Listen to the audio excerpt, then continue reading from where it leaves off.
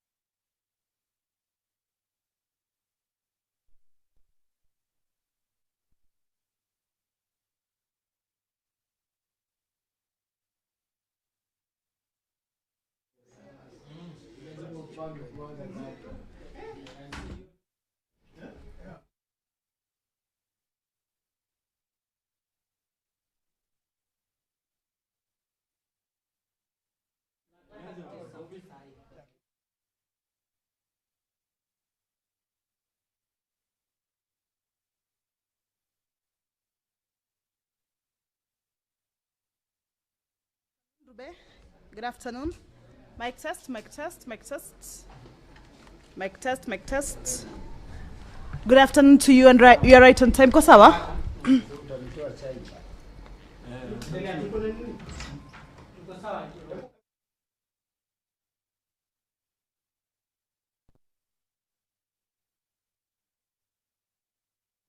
Good afternoon.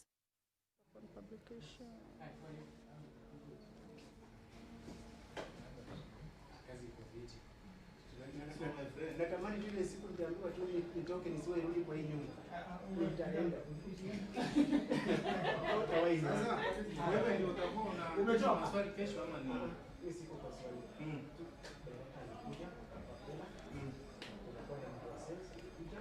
Utakuwa na Humphrey. Mimi wakitaka nisifanye kitu ni hanji. Lakini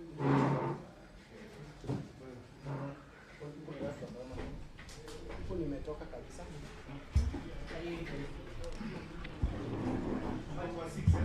Jojo ni natuma sound pale. Hiyo ni link kwa 6. Tumecoordinate. Hiyo ni program out. Ninatuma audio. So 5 na 6. 5 na 6. Kama unapiga na hiyo.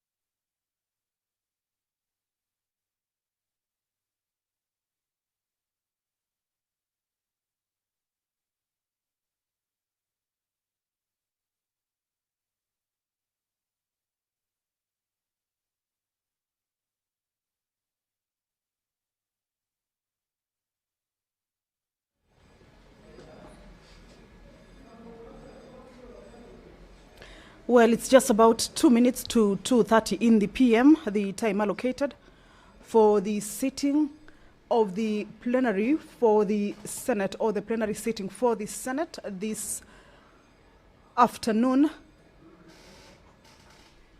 the 5th day of the month of May, the year 2026. This is the live broadcast of the Senate proceedings. streaming from the Senate chambers, Parliament buildings in Nairobi. And it is a broadcast that is brought to you by the Parliamentary Broadcasting Unit in partnership with the Kenya Broadcasting Corporation. A warm welcome to you, and we are glad that you are joining us for these proceedings this afternoon. Currently on your screens, that is inside the Senate chambers. Members of the Senate should be making their way into the chamber, and in a short while, we should also be expecting to see the Speaker's procession, and thereafter the business of the day or the sitting of the Senate shall commence. And as we wait for that, we shall take a look at the business that the members of the Senate shall be transacting this afternoon. There is a bill that is sponsored by it's a committee-sponsored bill. The chairperson, Standing Committee on Justice, Legal Affairs and Human Rights, Honorable Wakili Hilary Sigei, will this afternoon, this particular bill this afternoon is coming up for first reading.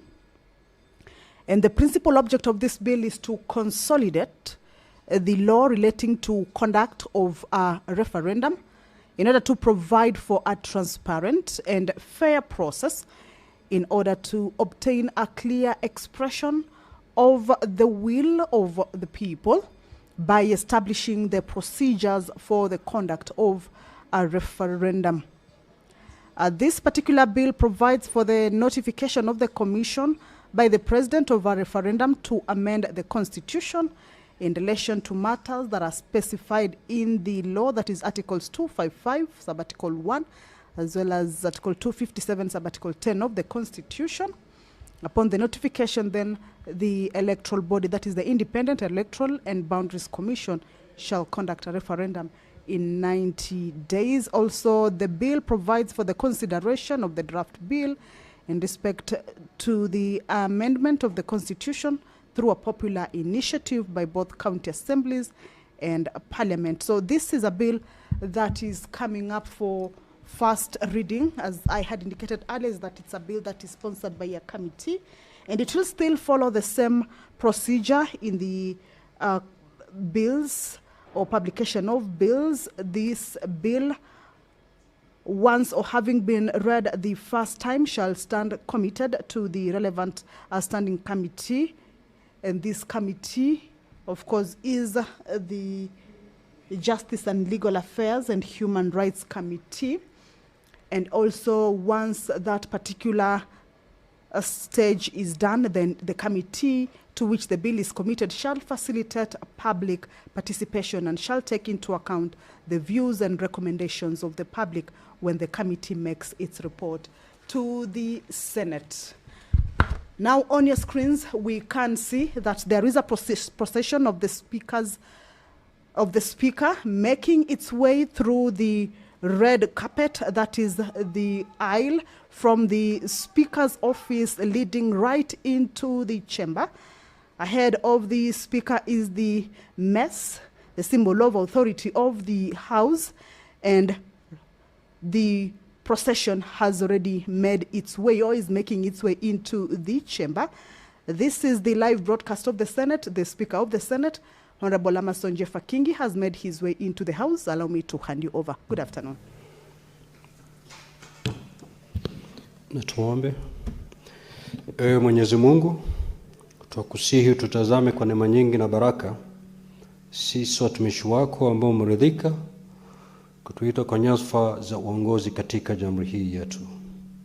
Twakuomba utujalie tuyatende na kufikiria mambo yote atakayofikishwa mbele yetu kwa njia ya haki na uaminifu, ili kustawisha amani, ufanisi na heri ya nchi yetu na wale ambao haja zao wamezikabidhi mikononi mwetu. Amen.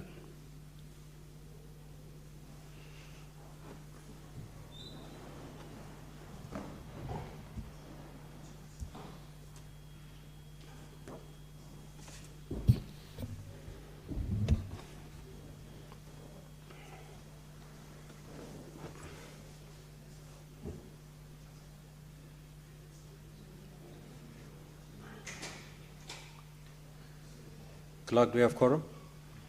Sergeant at Arms kindly ring the quorum bell for 10 minutes.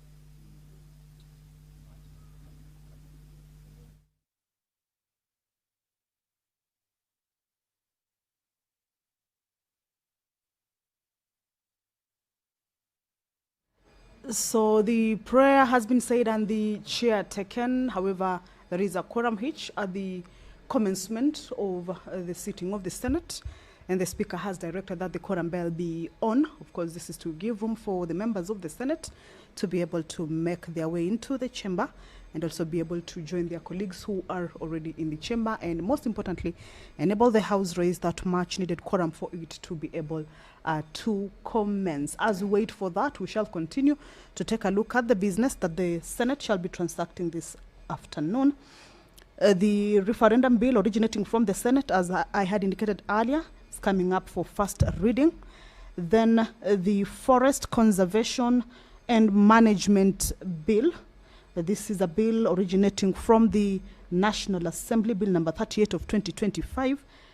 Is also a bill that is coming up for consideration at the Senate. This is a bill that concerns counties, and hence the need for it to be considered at the Senate. Now, this is a bill that the National Assembly already considered and passed. That is the Forest Conservation and Management Amendment Bill. Basically, the bill seeks to introduce a robust and forward-looking legal framework that is aimed at enhancing sustainable forest management, strengthening regulatory oversight, as well as promoting community participation in conservation efforts. So this is a bill that is also coming up for first reading and will also follow the same procedure, that is public participation as well as consideration at the second reading for debate in case there are any amendments that the senators will deem right to be able to forward or move regarding this particular bill.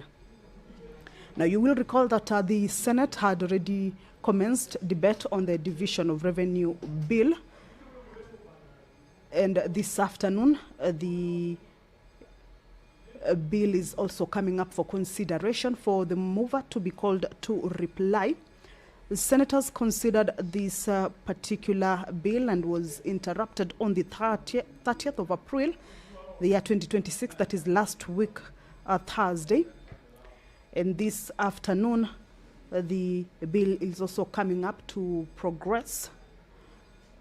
During the debate, the senators are pushed for the monies that are to be sent to the counties to be increased from the 420 billion Kenya shillings that the National Assembly had proposed in this particular bill. This is a bill that is originating from the National Assembly, but because it concerns counties, has to come to the Senate for consideration as well.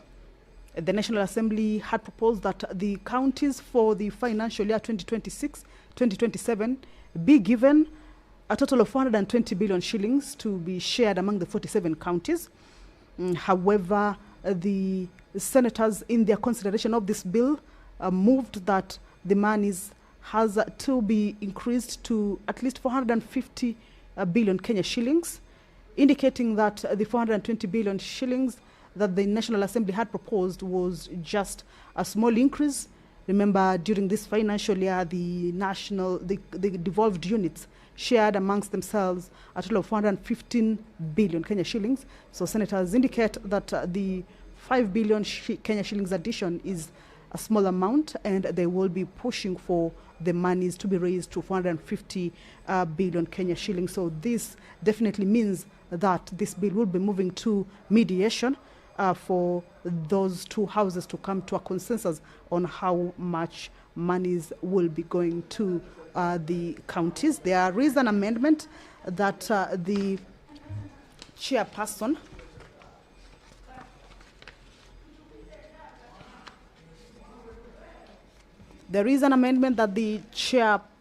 Standing Committee on Finance and Budget intends to move regarding the Division of Revenue Bill, and this is to make changes to the allocations that shall be going to the national government as well as the county governments. The total shareable revenue in these particular amendments indicates 2.9 trillion Kenya shillings. The national government to be given 2.4 trillion Kenya shillings, and the county governments to be able to share amongst themselves 454.7 billion Kenya shillings, and equalization fund to be pegged at 10.2 billion Kenya shillings. So this is an amendment that once the House gets to the consideration of the bill at the Committee of the Whole, the chairperson of the Standing Committee on Finance and Budget intends to move basically regarding the monies that should be going to the county governments. If you're just joining us, is that the House about to commence, the sitting of the House about to commence. Currently what is underway is a quorum bell. This is as provided for in the House Standing Order number 40, that at the commencement of the House, if the House has not quorated, then the Speaker shall direct that a 10-minute quorum bell be rung, of course, for the members of the Senate to make their way into the chamber and enable the House attain that much-needed quorum for it to be able to commence. And once that House manages to raise the quorum, then that bell shall be off, of course, for the House to be able to commence, and we shall be waiting to hear from the Speaker to indicate or notify whether the quorum has been attained. Once that is done, then we shall, without any further delay, hand this business back to you for you to be able to follow on the proceedings of the House. And now this afternoon, also pursuant to provisions of the House Standing Order number 53, paragraph 1, where senators are able to seek for statements from various standing committees regarding matters that could be relating to county, inter-county, national, regional, or even international concerns this afternoon. All right, the quorum has been attained. Allow me to hand you over. We do have quorum, and therefore we will proceed with the business of the day. Clerk, kindly call the first order.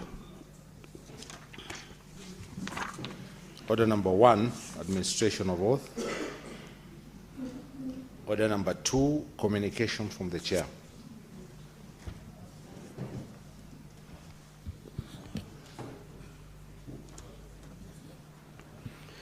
Now, honorable senators, the Senate, in collaboration with the National Assembly, runs the High School Voluntary Service Scheme, VSS. The program is aimed at providing students with first-hand knowledge on public service, democracy, and devolution. It gives the students an opportunity to learn and gain experience across various directorates in both houses of parliament.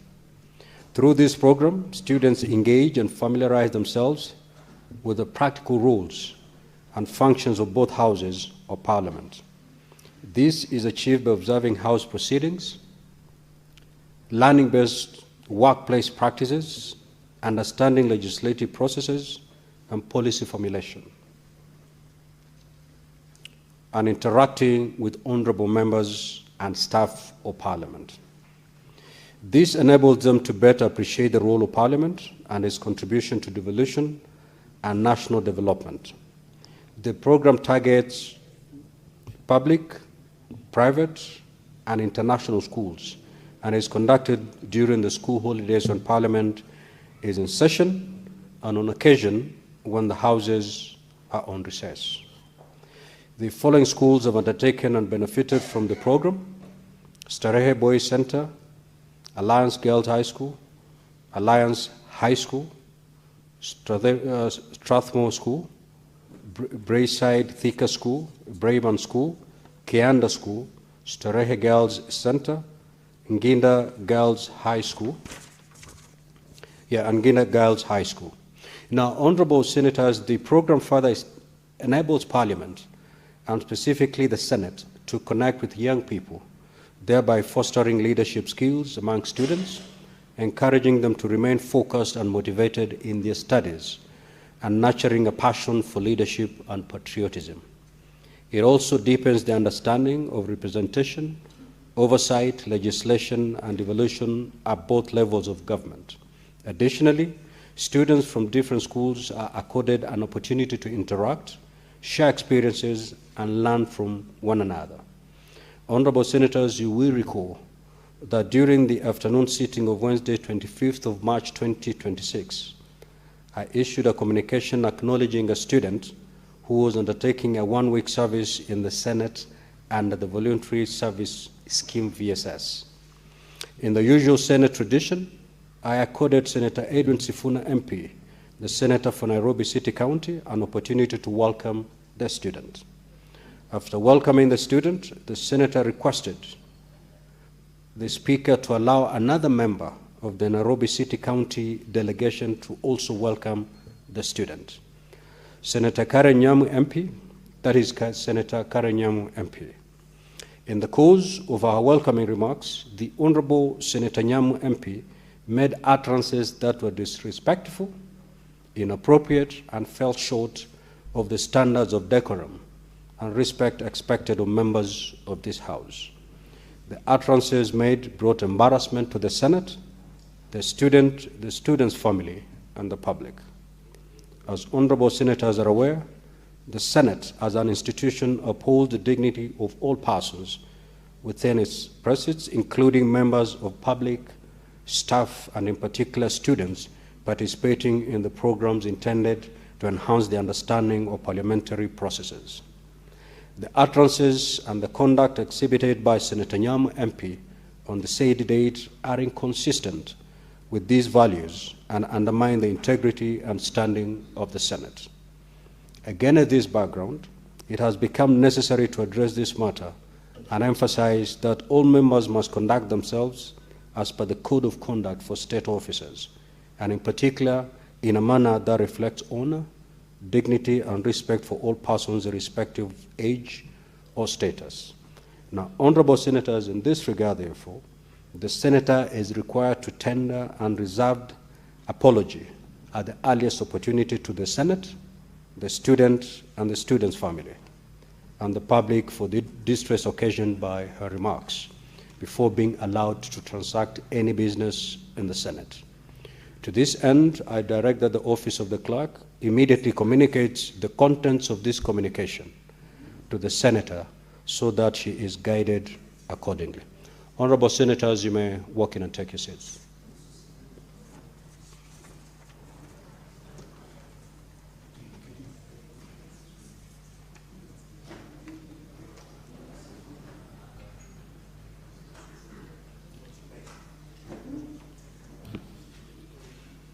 Senator Mwenda Gataya, take your seat, please.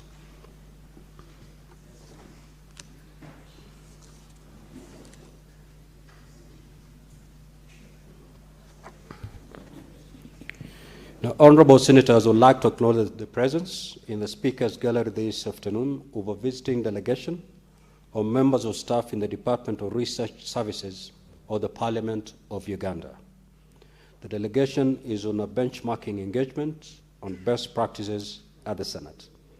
I request each member of the delegation to stand when called out so that you may be acknowledged in the Senate tradition. Mr. Owori Charles, Assistant Director, Research Services. Mr. Ngabirano Herbert, Assistant Director, Research Services. Mr. Akok Peter, Assistant Director, Research Services. Ms. Namazi Sarah, Principal Administrative Assistant.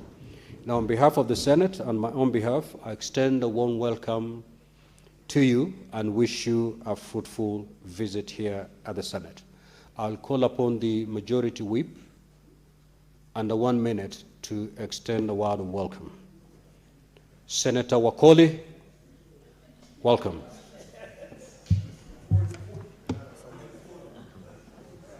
Wanajipoindi. Asante sana Mheshimiwa Spika. Ningependa kuchukua fursa hii ni lugha ya Afrika Mashariki. Kuna wimbo wa Jumuiya ya Afrika Mashariki, wimbo wa Kiswahili. Naomba Mheshimiwa Spika kushukuru kwa nafasi hii ambayo umenipa kuweza kuwakaribisha ndugu zetu, kaka zetu katika nchi ya Uganda. Mheshimiwa Spika, Kenya na Uganda tuna mpaka mmoja kutoka kule Budalangi hadi kule Swam, kaunti ya Trans Nzoia. Jamii ya Wasabei kutoka Uganda na Wasaboti wa Kenya, Wabukusu wa Bungoma na Wagisu wa Uganda, Wasamia wa Uganda, Wasamia wa Kenya, Wanyala vile vile wa Budalangi na wale wa Ngambo, Wajaluo wa Kenya na Wajaluo wa Uganda, wote tunashiriki pamoja tamaduni na mila zetu. Na zaidi ya hayo, sisi kwa pamoja tunaunganika kutokana na mustakabali wa Afrika Mashariki. Mwaka uliopita tulikuwa kwenye michezo ya jumuiya kule Kampala, na naamini Mheshimiwa Spika, Wakenya waliburudika, walifurahi.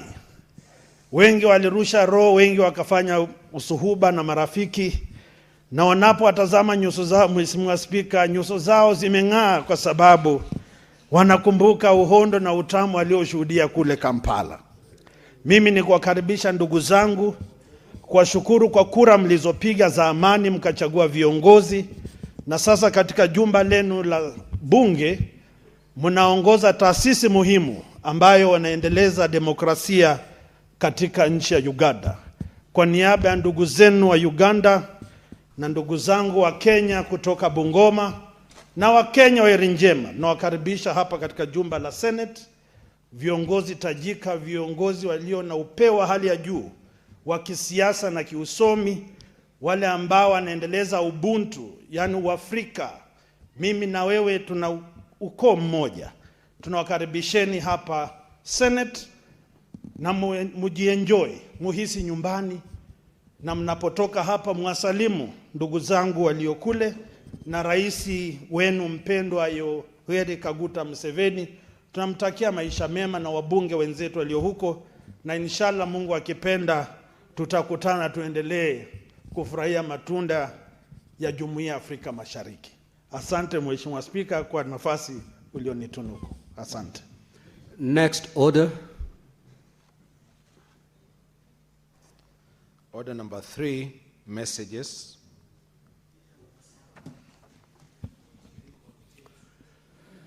Now, honorable senators, I wish to report to the Senate that pursuant to Standing Order 46.3 and 4 of the Senate, I have received the following message from the Speaker of the National Assembly regarding the passage by the National Assembly of the Forest Conservation and Management Amendment Bill, National Assembly Bill number 38 of 2025. Now, the message dated Thursday, 30th of April 2026 was received in the office of the Clerk of the Senate on the same date. Now, pursuant to Standing Order 46.5, I now report the message. Pursuant to the provisions of Standing Order 41.1 and 142 of the National Assembly Standing Orders, I hereby convey the following message from the National Assembly. Whereas the Forest Conservation and Management Amendment Bill, National Assembly Bill number 38 of 2025, was published via Kenya Gazette Supplement number 135 of 8th August 2025 as a bill to amend the Forest Conservation and Management Act by establishing a legal framework relating to forest conservation and management that is in tandem with the modern realities, contemporary global discourse on forestry conservation and management, and Kenya's obligations on the environment and generally conform to the dictates of the Constitution. And whereas the National Assembly considered the bill and passed it with amendments on Wednesday, 29th of April 2026, and in the form attached hereto, now therefore, in accordance with the provisions of Article 110 of the Constitution and Standing Order 41 and 142 of the National Assembly Standing Orders, I hereby refer the said bill to the Senate for consideration. Now, pursuant to Standing Order 163, which requires that a bill which originates in the National Assembly be proceeded with by the Senate in the same manner as a bill introduced in the Senate by way of first reading, in accordance with Standing Order 144. Honorable Senators, as you may have noted, the Forest Conservation and Management Amendment Bill, National Assembly Bills number 38 of 2025, has been listed in today's order paper, and at the appropriate time during this sitting, I will direct the clerk to read the bill a first time. I thank you. Next order, clerk. Order number 4, petitions. Order number 5, papers. Order number 6, notices of motion. Order number 7, questions and statements.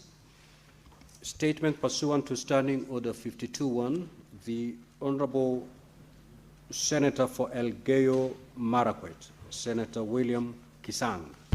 Thank you, Honorable Speaker. Honorable Speaker, Mr. Speaker, sir, I rise pursuant to Standing Order 52.1 to make a statement on a matter of national concern, namely the remarkable and historic environmental achievement by Hilary Kiplagat Kibiward, a distinguished climate action youth leader and founder of the Green Earth Ambassadors Foundation, who on between 11 a.m. on 22nd April, which happened to be my birthday, and 11 a.m. on 23rd April 2026, took up the challenge of planting 23,326 indigenous tree seedlings within 24 hours, surpassing the current Guinness World Record mark. Mr. Speaker, sir, this extraordinary accomplishment achieved at Kesup Forest Station in Elgeyo Marakwet County is not only a personal triumph, but also a moment of immense pride for our nation. By exceeding the previous record of 23,060 trees, Hilary Kiplagat Kibiward has demonstrated unparalleled determination, resilience, and commitment to environmental conservation and climate action. Mr. Speaker, I wish to sincerely commend and congratulate Mr. Kibiward for this historic feat.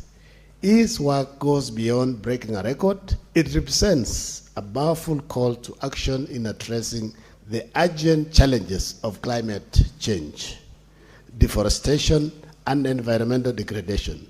Planting over 23,000 indigenous seedlings within a single day is a testament to what dedication, discipline, and vision can achieve. Mr. Speaker, sir, allow me to recognize that this achievement is deeply rooted in a personal journey of transformation and purpose, inspired by his early experiences of witnessing deforestation.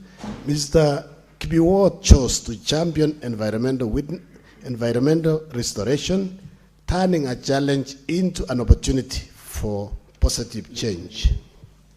Through the Green Earth Ambassadors Foundation, he has for over 8 years mobilized communities, restored degraded landscapes, and protected vital water catchment areas in Elgeyo Marakwet County and beyond. Mr. Speaker, sir, this initiative aligns strongly with the government's environmental agenda, including the ambitious vision of planting over 15 billion trees by 2030 under the leadership of His Excellency, the President Dr. William Samoei Ruto. Mr. Kibiward's efforts not only support this vision, but also position Kenya as a global leader in grassroots-driven climate action. I also wish to acknowledge the role of local communities, forestry officials, and volunteers who supported this initiative. The collective effort underscores the importance of unity and collaboration in achieving sustainable environmental outcomes. Mr. Speaker, sir, this remarkable achievement serves as an inspiration to the youth of this nation and to the world at large. It proves that individual action, when driven by purpose and commitment, can yield global impact. Mr. Kibuot's motto, plant trees today, tomorrow, and forever for a better future. It's not just a statement, it's a call to action for all of us. In recognition of this milestone, I urge the government, relevant ministries, and environmental stakeholders to formally support and scale up such initiatives. There is need to invest in youth-led climate action programs, strengthen reforestation efforts, and ensure the sustainability of such impactful projects, including maintaining a high survival rate of planted seedlings. Mr. Speaker, sir, as we celebrate this achievement, let us reaffirm our collective responsibility to protect our environment for present and future generations. I call upon all Kenyans to emulate this example and actively participate in environmental conservation efforts. On behalf of the Senate, I extend my deepest appreciation and recognition to Hilary Kiplagat-Kibiwot for his outstanding contribution to environmental conservation and for bringing honor and pride to our nation. Thank you, Honorable Speaker, also for allowing him to sit in the Speaker's gallery. Thank you. Now, Honorable Senators, Mr. Hilary Kiplagat-Kibiwot is present in the Speaker's gallery. Mr. Hilary, you may stand so that the Senate may acknowledge your presence.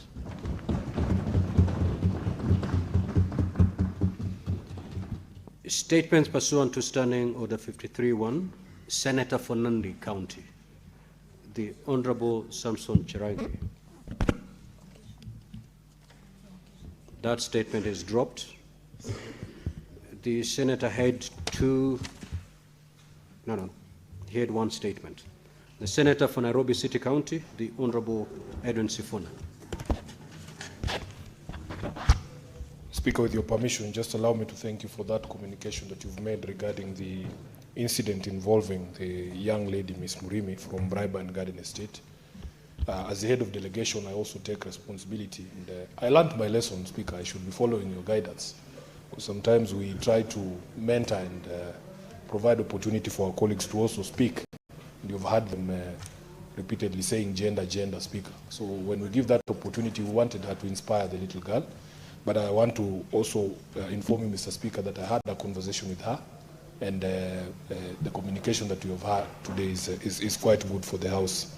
Speaker, I rise pursuant to Standing Order 53-1 to seek a statement from the Standing Committee on Labour and Social Welfare on a matter of national concern regarding an emerging trend in both the public service and the private sector where statutory and other deductions are made from employee salaries but are not remitted to the relevant agencies. Mr. Speaker, this malpractice has undermined the welfare of employees across the country. Many workers seeking health services, including through the Social Health Authority, attempting to access SACCO loans from their cooperative societies or claiming retirement benefits, discover that their contributions have not been remitted, leaving them unable to access services or funds despite years of faithful, dedicated service. For instance, Honorable Speaker, over 2,000 employees of King's Cleaners in Mombasa have petitioned my office over failure to remit their statutory contributions, a situation that has severely affected their livelihoods and denied them medical access. Same situation, Honorable Speaker, faces former employees of Nairobi City Water Services Company. In the statement, the committee should address the following: the measures being taken by the Ministry of Labour and Social Protection to address the perennial issue of unremitted statutory and salary deductions across both public and private sectors, the current situation of unremitted deductions within the public service, including the sectors most affected, and the remedial plan to regularize employee remittances, and lastly, Speaker, the accountability mechanisms in place to ensure that employees who deduct but fail to remit employee contributions are investigated, sanctioned, and compelled to comply. Thank you, Speaker. Senator from Busia County, the Honorable Andrew Mtata.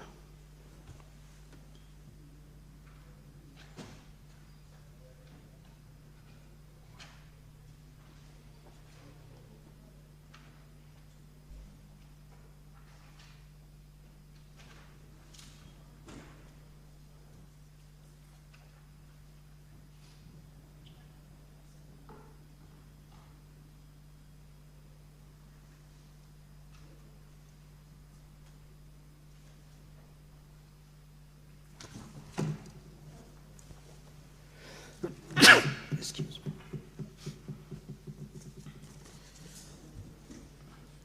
Mr. Speaker, sir, I have a request for a statement on the governance, utilization, and protection of public land held by Agricultural Development Corporation across the country.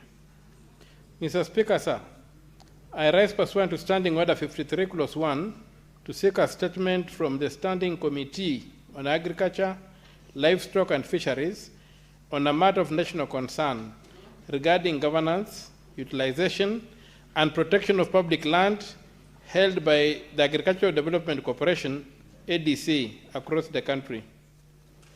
Mr. Speaker, sir, the Agricultural Development Corporation was established to manage public agricultural land for purposes including food production, livestock development, agricultural research, and settlement support.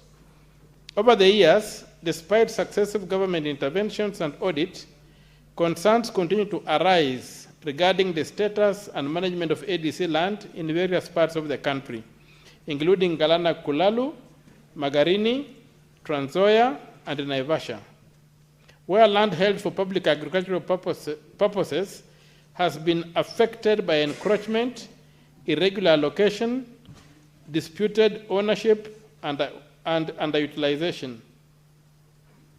In the statement, the committee should address the following: the location and parcel numbers of all land owned, leased, managed, or previously held by ADC across the country, including the acreage, location, tenure status, and current use of each parcel. 2, the status of all reported, investigated, and confirmed cases of irregular allocation, transfer, lease, or occupation of ADC land, including the persons, companies, or entities involved, the circumstances under which the land was allocated or transferred, and the action taken by relevant government agencies. 3, the number of government-funded projects and public-private partnership projects undertaken on ADC land, including the Galana Kulalu Food Security Project, indicating the objectives, budgetary allocations, implementing agencies, current status, outcomes, and challenges encountered. 4, the measures taken by the government to repossess, restore, or secure any ADC land found to have been illegally or irregularly acquired, including the status of investigations, prosecutions, or recovery proceedings by relevant agencies. 5, the governance structure of the ADC, measures in place to protect its land assets from further encroachment or mismanagement, steps taken to digitalize land records, and the manner in which ADC land is currently benefiting local communities and the public. Dated 28 April 2026, signed Senator Andrew Mtato Koiti. Mr. Speaker, second statement I seek you may proceed, Thank you. Senator. Request for a statement on illegal alienation and non-restoration of land reserved for a public market in Mukuru Kwanjenga, Embakasi South, Nairobi City County. Mr. Speaker, sir, I rise pursuant to Standing Order 53, Clause 1, to seek a statement from the Standing Committee on Lands, Environment, and Natural Resources on a matter of county-wide concern regarding the continued alienation and non-restoration of land LR number 209/12-678, originally reserved for a public market at Mukuru Kwanjenga, Embakasi South. Mr. Speaker, sir, this land was designated for public use under an approved part development plan in 1986, but was later irregularly allocated to private interests and subjected to informal subdivision and occupation. The National Land Commission is reported to have reviewed the matter, affirmed its public status, and directed revocation of title. However, these directives remain unimplemented, exposing the land to further encroachment and possible permanent loss. In the statement, the committee should address the following: whether the land was legally designated as public utility land for a market under PDP number 42.28.86 of 1986, and whether it was ever lawfully available for private allocation. Number 2, the circumstances under which LR number 209/12678 was created and allocated, the identity of the original allottee and the subsequent transferees, and whether due process was followed. 3, the official determination of the National Land Commission on this parcel, including directives issued and reasons for non-implementation. 4, the current legal and physical status of the land, measures to prevent further encroachment, and plans to restore it to its intended public purpose. 5, the impact of the absence of a designated market on local traders and livelihoods, and whether the government intends to develop a community market for residents. 6, steps taken to hold accountable any public officers involved in irregular allocation of land or failure to enforce lawful directives. Signed, Senator Andrew Mtato Koiti, MP from Busia County, Senator from Busia County, dated 29th April 2026. Thank you, Mr. Speaker, sir. Senator George Mbogo.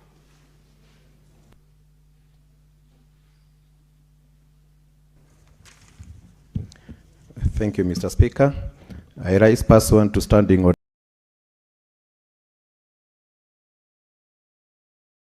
53-1 to seek a statement from the Standing Committee of Labor and Social Welfare on a matter of national concern regarding the implementation status of the 5% employment quota for persons with disabilities in the public service.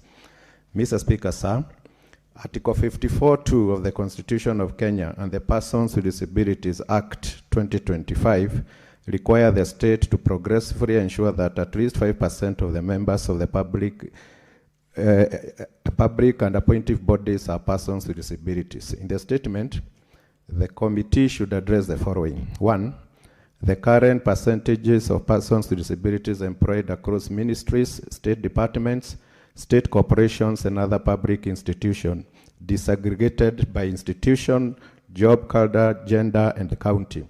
And number 2, the challenges hindering the attainment of the 5% employment threshold for persons with disabilities in the public service and the measures in place to address them.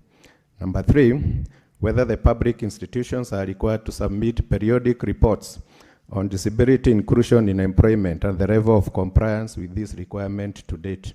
And number 4, the corrective actions, policy reforms, capacity building initiatives, and the enforcement mechanism the ministry has put in place to address the identified gaps and accelerate the attainment of the required threshold. And number 5, clear government targets for the full realization of the 5% employment requirements across the public sector. Mr. Speaker, with your indulgence, I have the second statement. You may proceed, Honorable Senator. Mr. Speaker, sir,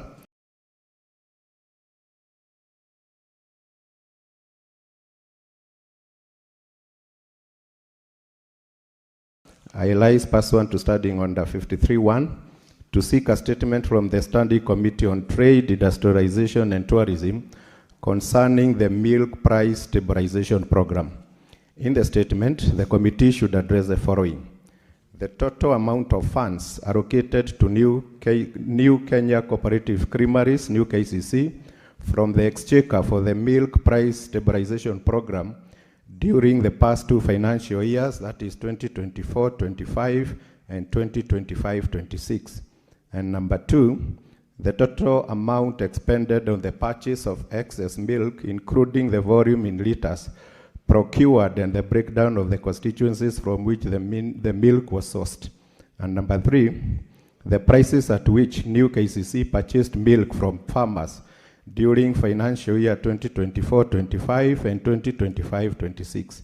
And number 4, the total amount of money owed by New KCC to farmers as arrears for milk already delivered as at 10th March 2026. Thank you, Mr. Speaker. Senator for Kajiado County, the Honorable Seki Olekana.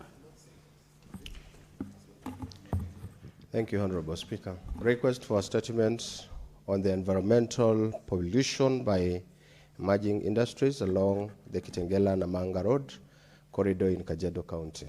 Honorable Speaker, I rise pursuant to Standing Order 53-1 to seek a statement from the Standing Committee of Lands, Environment and National Resources on the matter of county-wide concern regarding the rapid emergency of industries in Kajiado County, particularly along the Kitengela-Namanga Road corridor, and the attendance concerns related to environmental pollution. Honorable Speaker, in recent years, Kajiado County has experienced a notable influx of industries, establishment and agricultural enterprises, including flower farms, along the corridor. While this development contributes to economic growth and investment, it has raised concerns, serious concerns among residents regarding environmental degradation, as well as the adequacy of safeguards to protect public health and ecosystem. In the statement, the committee should address the following: the measures taken by the National Environmental Management Authority, NEMA, to regulate and monitor pollution levels arising from industries along the Kitengela-Namanga Road corridor, the number and details of all industries operating in the area, including entities that have complied with environmental impact assessment requirements and obtained the necessary approvals, and that have not. The action brings the action being taken to curb the environmental pollutions and ensures sustainable environmental management in the affected areas. 4, whether the regular environmental audit and inspections are conducted, and the nature of penalties exposed on industries found to be violating the environmental standards. The safeguards in place to protect local communities from adverse health and environmental affected associated within industrial activities in the region. Thank you, Honorable Speaker. Senator for Mombasa County, the Honorable Mohamed Faki. Asante Mheshimiwa Spika kwa kunipa fursa hii. Mheshimiwa Spika, nimesimama kuambatana na kanuni ya 53(1) ya kanuni za kudumu za Bunge la Senate kuomba kauli kutoka kwa kamati ya ardhi, mazingira na mali asili kuhusu hatua za bodi ya udhibiti wa huduma za maji WASREB kuiweka kampuni ya ugavi wa maji na usafi wa maji Mombasa MOWASCO chini ya utaratibu maalum wa udhibiti. Mheshimiwa Spika, mnamo tarehe 21 mwezi wa 4 Aprili mwaka huu, bodi ya udhibiti wa huduma za maji WASREB iliweka kampuni ya ugavi na usafi wa maji ya Mombasa MOWASCO chini ya utaratibu maalum wa udhibiti kwa kipindi cha miezi 6 kwa mujibu wa kifungu cha 101 cha sheria ya maji ya mwaka 2016 kwa madai ya kuboresha utoaji wa huduma kwa wakazi wa Mombasa. Hatua hii imezua mtafaruku katika kampuni hiyo na miongoni mwa wakazi wa Mombasa ambao hutegemea huduma muhimu kutoka kwa usambazaji maji. Mheshimiwa Spika, katika kauli hiyo kamati izingatia yafuatayo: sababu zilizochangia kuchukuliwa kwa hatua ya kuitia kampuni ya ugavi na usafi wa maji Mombasa MOWASCO chini ya utaratibu maalum wa udhibiti kwa muda wa miezi 6, na iwapo WASREB ilitoa nafasi kwa kampuni hiyo kurekebisha hitilafu kabla ya kutoa hatua hiyo. Pili, hatua zinazochukuliwa na mkurugenzi wa WASREB kusuluhisha tatizo hilo na ili kuhakikisha wakazi wa Mombasa wanaendelea kupata huduma za usambazaji maji bila usumbufu. Na tatu, mikakati iliyowekwa kuboresha utendakazi wa MOWASCO na kuhakikisha huduma endelevu kwa wananchi wa Mombasa. Asante Mheshimiwa Spika kwa kunipa fursa hii. Thank you, Honorable Senators. I will allow comments for not more than 15 minutes. And therefore, if you get an opportunity to speak, kindly do so for not more than 3 minutes. The Honorable Senator Manzo.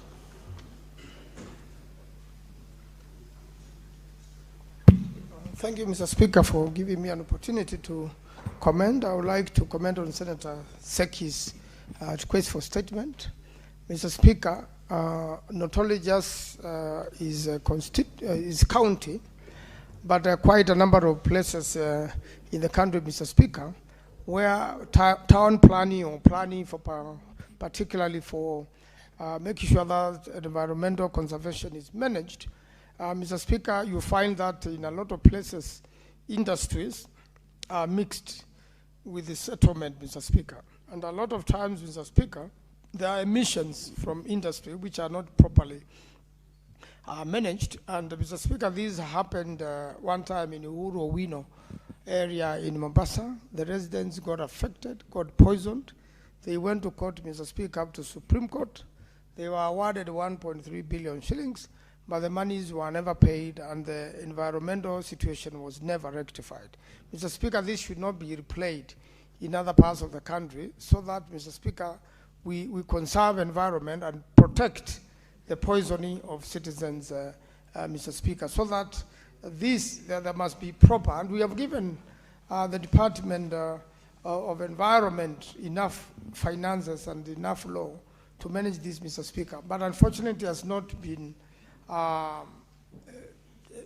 it has not been fulfilled.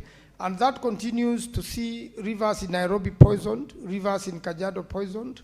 The rivers in Nairobi go to Earth River, where there is Twake Dam, which is not being completed. It's poisoned all the way to Kilifi, Mr. Speaker, and to the ocean.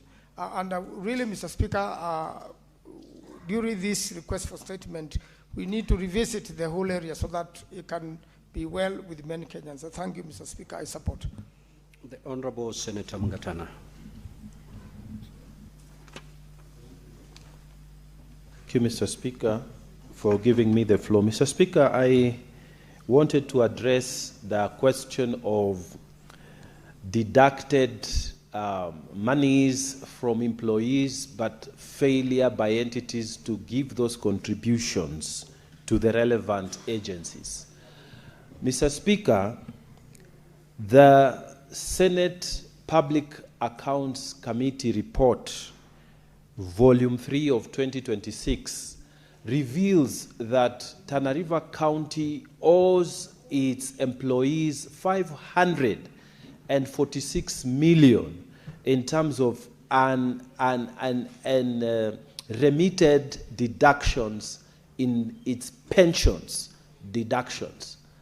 Mr. Speaker, I would request the committee that will be dealing with this matter, the Labour Committee, Mr. Speaker, during the interrogation of this statement, to call upon the governor of Tana River to come and tell us why has he not complied with the directive that he should regularize the payment of the unremitted amounts of monies that has been deducted from the workers and has not been remitted, especially, Mr. Speaker, on pensions. Mr. Speaker, the worry is that misappropriation of these funds or misallocation of these funds may occur because it is still within the control of the county revenue fund. Mr. Speaker, I urge that the committee also spreads its wings to Tana River County and interrogates this with the aim of helping our workers who are suffering the deductions without the contributions being remitted. I thank you, Mr. Speaker.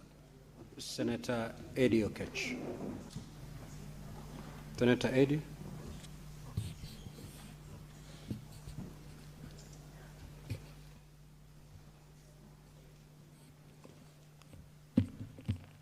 Thank you, Mr. Speaker.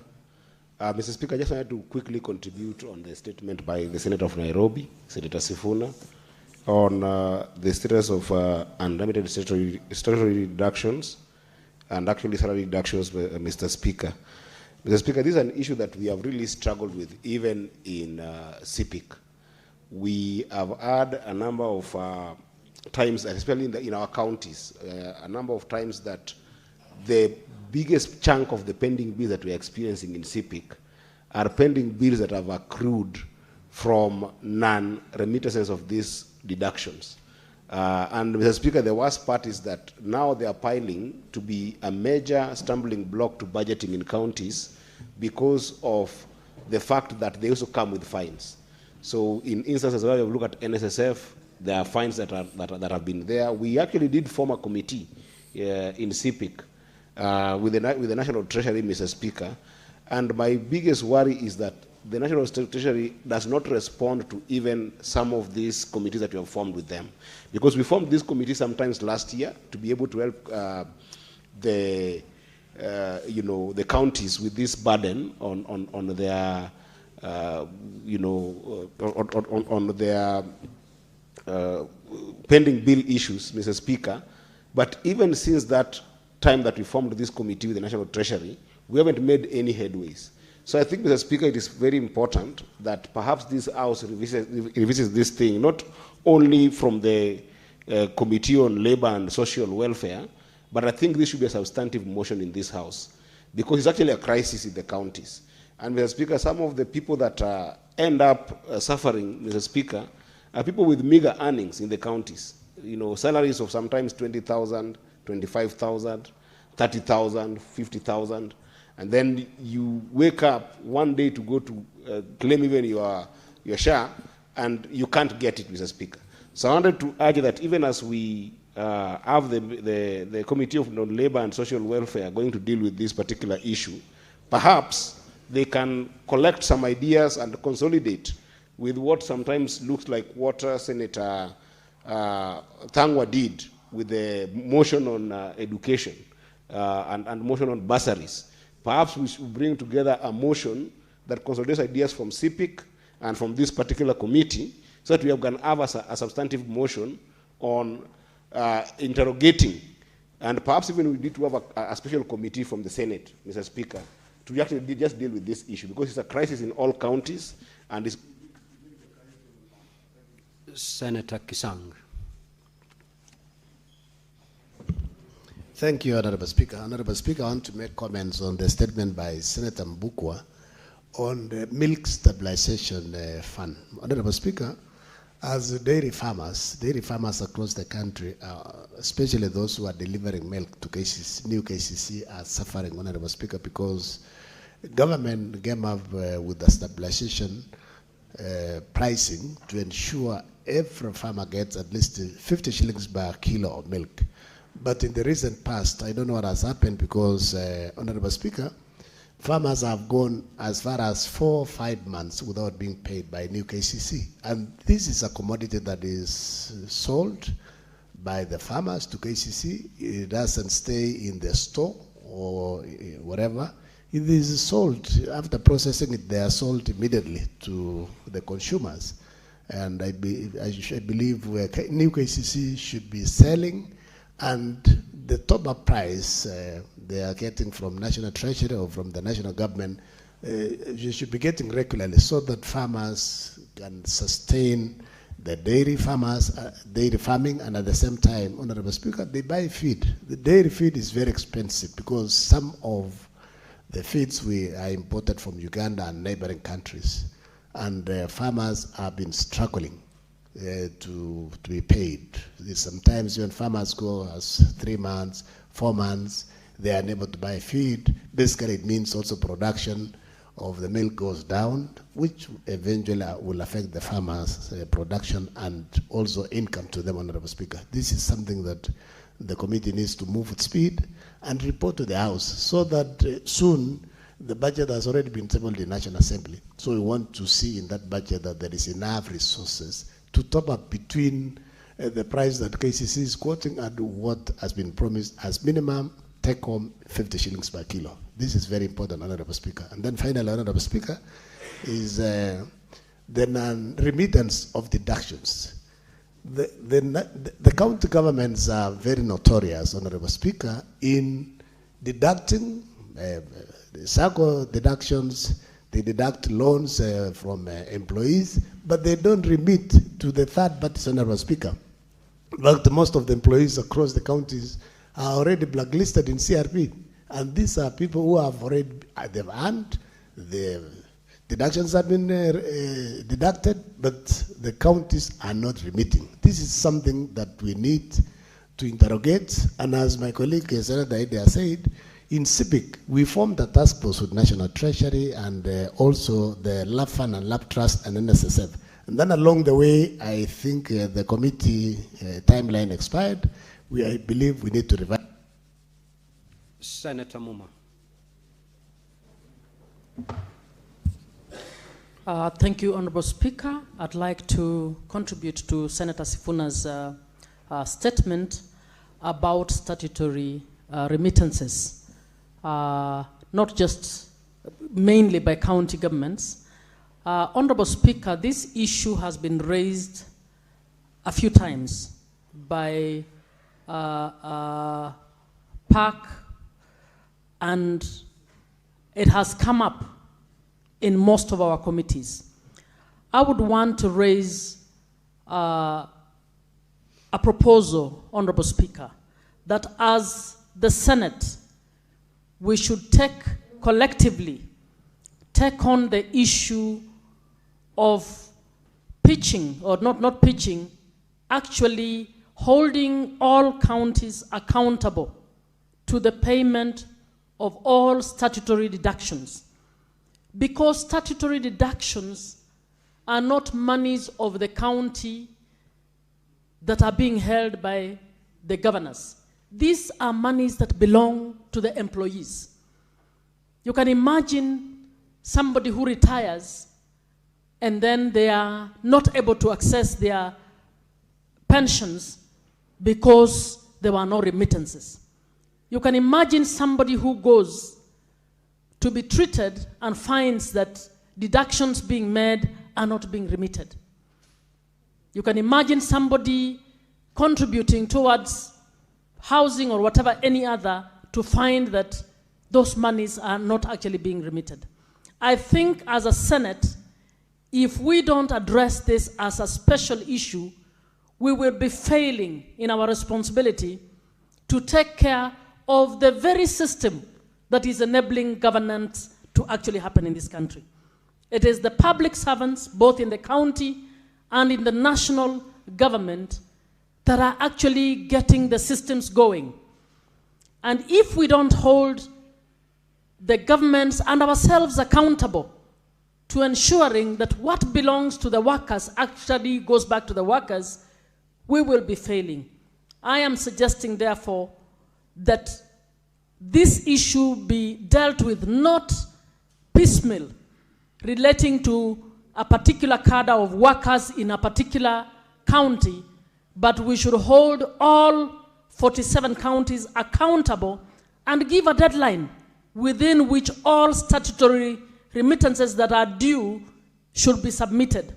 That, if we do that, we will have done our responsible task of ensuring that accountability begins by taking care of the very people who are running this country. Senator Wakoli. Thank you. Asante Mheshimiwa Spika kwa nafasi hii kuweza kuchangia hoja ambazo senators wenzangu wameweza kuibua. Mheshimiwa Spika, ningeweza kuchangia Mheshimiwa Spika hoja ya maziwa ama kiwanda cha KCC ambacho kimekuwa kikipokea maziwa ya wakulima kwa muda mrefu. Wakulima wameona maziwa yao kwenye soko mbalimbali, lakini wamengoja katika benki zao waone fedha zikionekana, na mpaka sasa Mheshimiwa Spika ni kitendawili. Jambo ambalo ningependa kurai serikali ni kwamba wakulima hawa wanapodai haki yao ya pesa za ng'ombe ama maziwa yanayokamuliwa kwa ng'ombe zao, Wakenya wa sehemu mbalimbali bado wanauliza. KCC hii imetambulika katika maeneo machache Kenya hii, lakini maeneo mengine Mheshimiwa Spika ni tumeyaona tu maziwa wakati wa siku za Nyayo. Ndio tulikuwa tunaona vijikaratasi vya KCC tukifurahia maziwa ya nyao. Swali tunalouliza Mheshimiwa Spika, taasisi hii ya KCC inamnufaisha nani, kwa mfano katika mkoa wa Magharibi?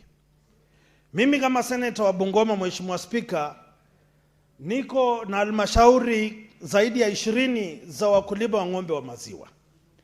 Na Wakenya, watu wa Bungoma wananisikiza kwa makini Mheshimiwa Spika. Halmashauri ya Kitinda, halmashauri ya Kikai kule na Mwela, halmashauri ya Chwele Dairy, halmashauri ya Kaptama, Nomorio kule Mlima Elgon, Ndalu, Tongaren, Nadafa pale Naitiri, Kimesembe kule Mbakalu, Kamkuywa, Bumula Dairy pale Sokoni, Kabula Dairy, Bukembe. Wote hawa Mheshimiwa Spika wanauliza fedha hizi ambazo tunawatetea wakulima wa KCC, sisi watu wa Bungoma tutaona hizi fedha siku gani? Kwa sababu mgao huu unatoka katika mkoba wa serikali. Wakenya wote wanachangia wakulima hawa walipwe pesa nzuri. Haya, sisi watu wa Bungoma tunaochangia tutaona hizi fedha kivipi?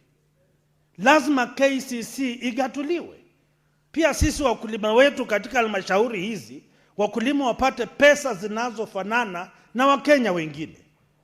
Sisi wote tunaangaziwa na jua, mwezi na nyota. Hata tunasema fedha zinapaswa kufika katika akaunti zetu. Mheshimiwa Spika, ningependa kuchangia hoja ya mazingira kutoka kwa seneta mwenzangu. Mazingira ni uti wa uhai wa Wakenya. Hapa Nairobi, mto Nairobi, watu wamekuwa wanauza mboga, lakini wadadisi wanasema chunga, kwa sababu huenda maji yanayotumiwa kunyunyiza mboga na 1 minute to conclude your thoughts. Shukuru Mheshimiwa Spika. Halmashauri ya NEMA lazima ifanye kazi yao. Iwe Kajiado, iwe Bungoma, iwe Nairobi, stakabadhi hizi zionekane ili tujiepushe na majanga kama ya kansa ambayo yanakumba Wakenya, Mheshimiwa Spika. Na mwisho nikichangia kwamba wakulima ama wafanyakazi wa kaunti ni donda sugu, Mheshimiwa Spika. Lazima tubuni kamati iangazie masuala haya. Hawa magavana hawana huruma kwa wafanyikazi. Watu wamestaafu, watu wamefutwa kazi, wakienda kuangalia NSSF pesa hazilipi. Wanapotafuta pesa za kustaafu, pesa hazipo. Na ukipiga kurunzi miaka mingi nyuma, wote wamejua hawajakuwa wakilipa, na wakija hapa Senate wamekausha tu macho, Mheshimiwa Spika, kama mmoja wale wafuasi wezi waliokuwa kwenye msalaba, Mheshimiwa Spika. Lazima hawa magavana waajibike. Asante Mheshimiwa Spika. Senator Omtata.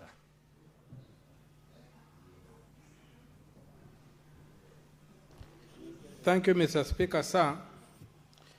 I would like to contribute to the statement on non-remittance of statutory deductions. Mr. Speaker, sir, statutory deductions are a matter of law. It is a law that demands that these monies be deducted and remitted. Those who fail to do so breach the law, and I don't see why action is not taken against them, as people are breaching the law. We have tended to handle them with kid gloves, and that's why I think the problem is becoming, the issue is a runaway problem. I would suggest that some of these matters are taken up by law enforcement, and these officers are dealt with accordingly. But also, to play the devil's advocate for a brief moment, Mr. Speaker, sir, some of this failure to remit deductions is also caused by the National Treasury, which delays in releasing funds to counties. There are some genuine cases whereby the monies come late, and they find that a lot of penalties have been incurred and are not enough to pay the remittances. So, Mr. Speaker, sir, it's an issue of law enforcement that should also affect the Treasury, where the Treasury delays to release money to county governments according to the law. Necessary sanctions should take place. Otherwise, we are punishing innocent people who are suffering. They can't service their loans. They can't service other obligations. And county governments end up with huge bills in terms of fines. So, Mr. Speaker, as a matter of law enforcement, I pray that this House takes action and ensures that the law is upheld as regards statutory deductions. Thank you, Mr. Speaker, sir. Now, honorable senators, we have exhausted the 15 minutes allocated to this session. We'll now move to the next order. Clerk, kindly call the next order.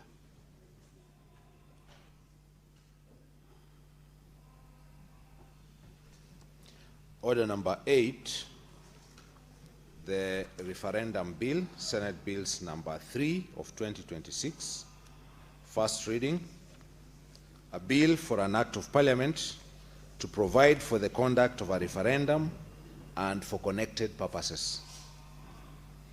Order number 9, the Forest Conservation and Management Amendment Bill, National Assembly Bills number 38 of 2025, first reading. A bill for an act of parliament to amend the Forest Conservation and Management Act and for connected purposes. Next order. Order number 10, the Division of Revenue Bill, National Assembly Bill number 2 of 2026, second reading. Mover to reply. Senator Roba, you may proceed to reply.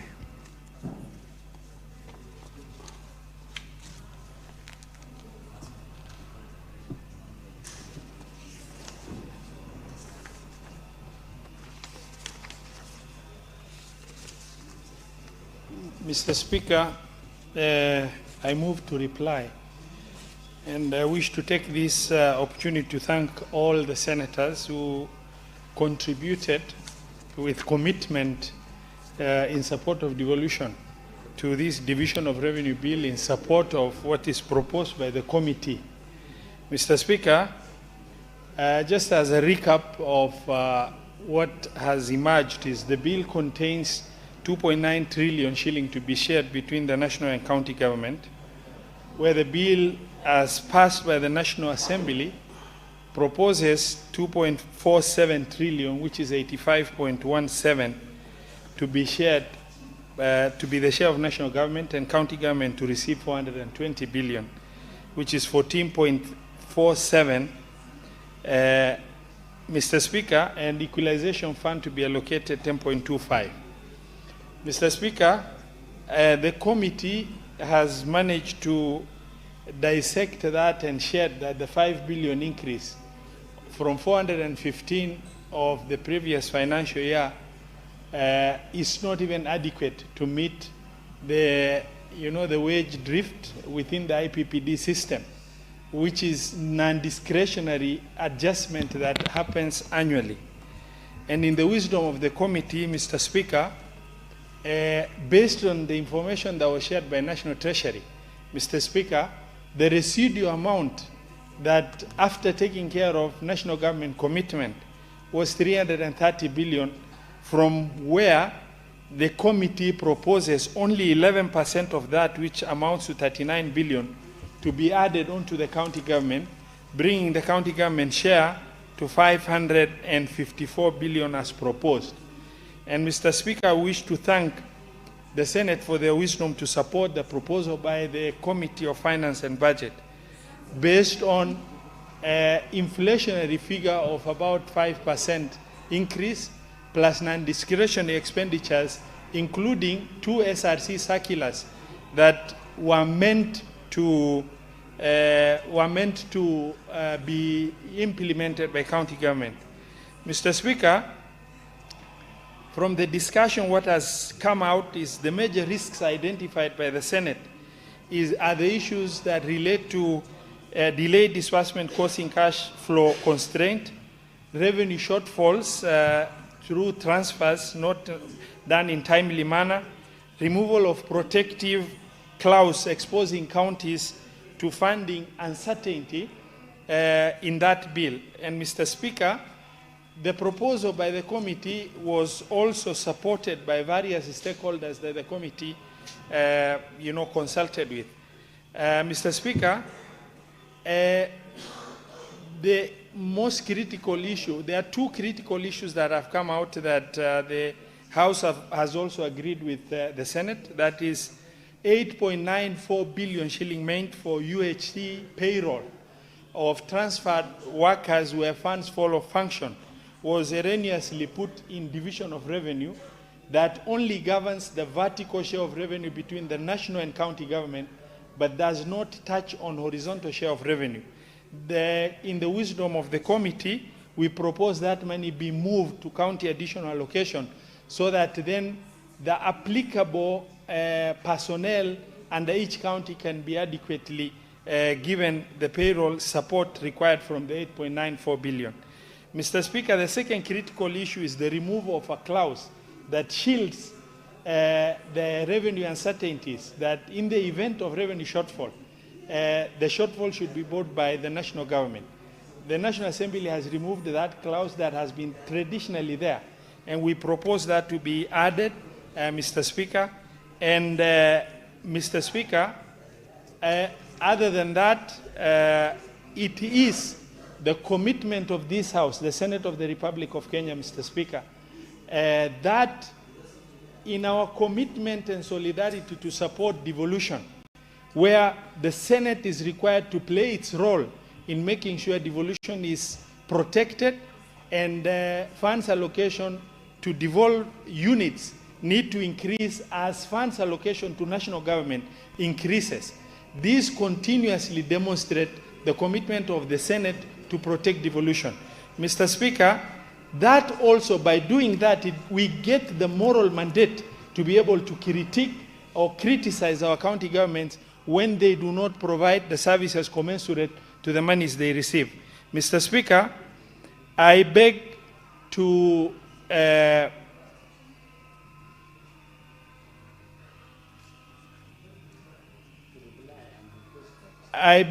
reply and now request, in line with Standing Order 666, subsection 3, that the putting of the question be deferred to a later date due to quorum. Mr. Speaker, I reply.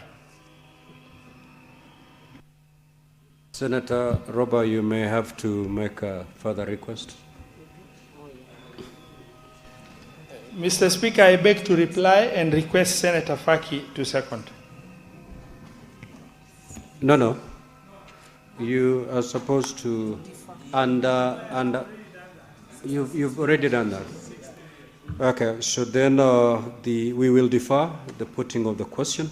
Now, honorable senators, allow me at this juncture to rearrange today's order paper. We will move to prosecute order number 19 and thereafter resume the normal flow of today's order paper. Clerk, you may proceed.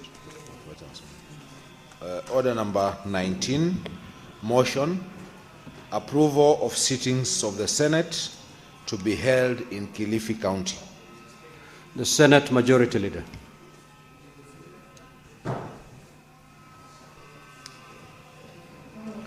Thank you, Honorable Speaker. Mr. Speaker, sir, I beg to move that aware that the Senate of Kenya is established under Article 93 of the Constitution and its main role, as set out at Article 96, is to represent, serve, and protect the interests of the counties and their governments. Further aware of the critical role that the Senate plays in the interlinkage between the national and county levels of government, and the need to enhance the interaction between the Senate and the county governments as a means of bringing the Senate closer to the counties and the general public.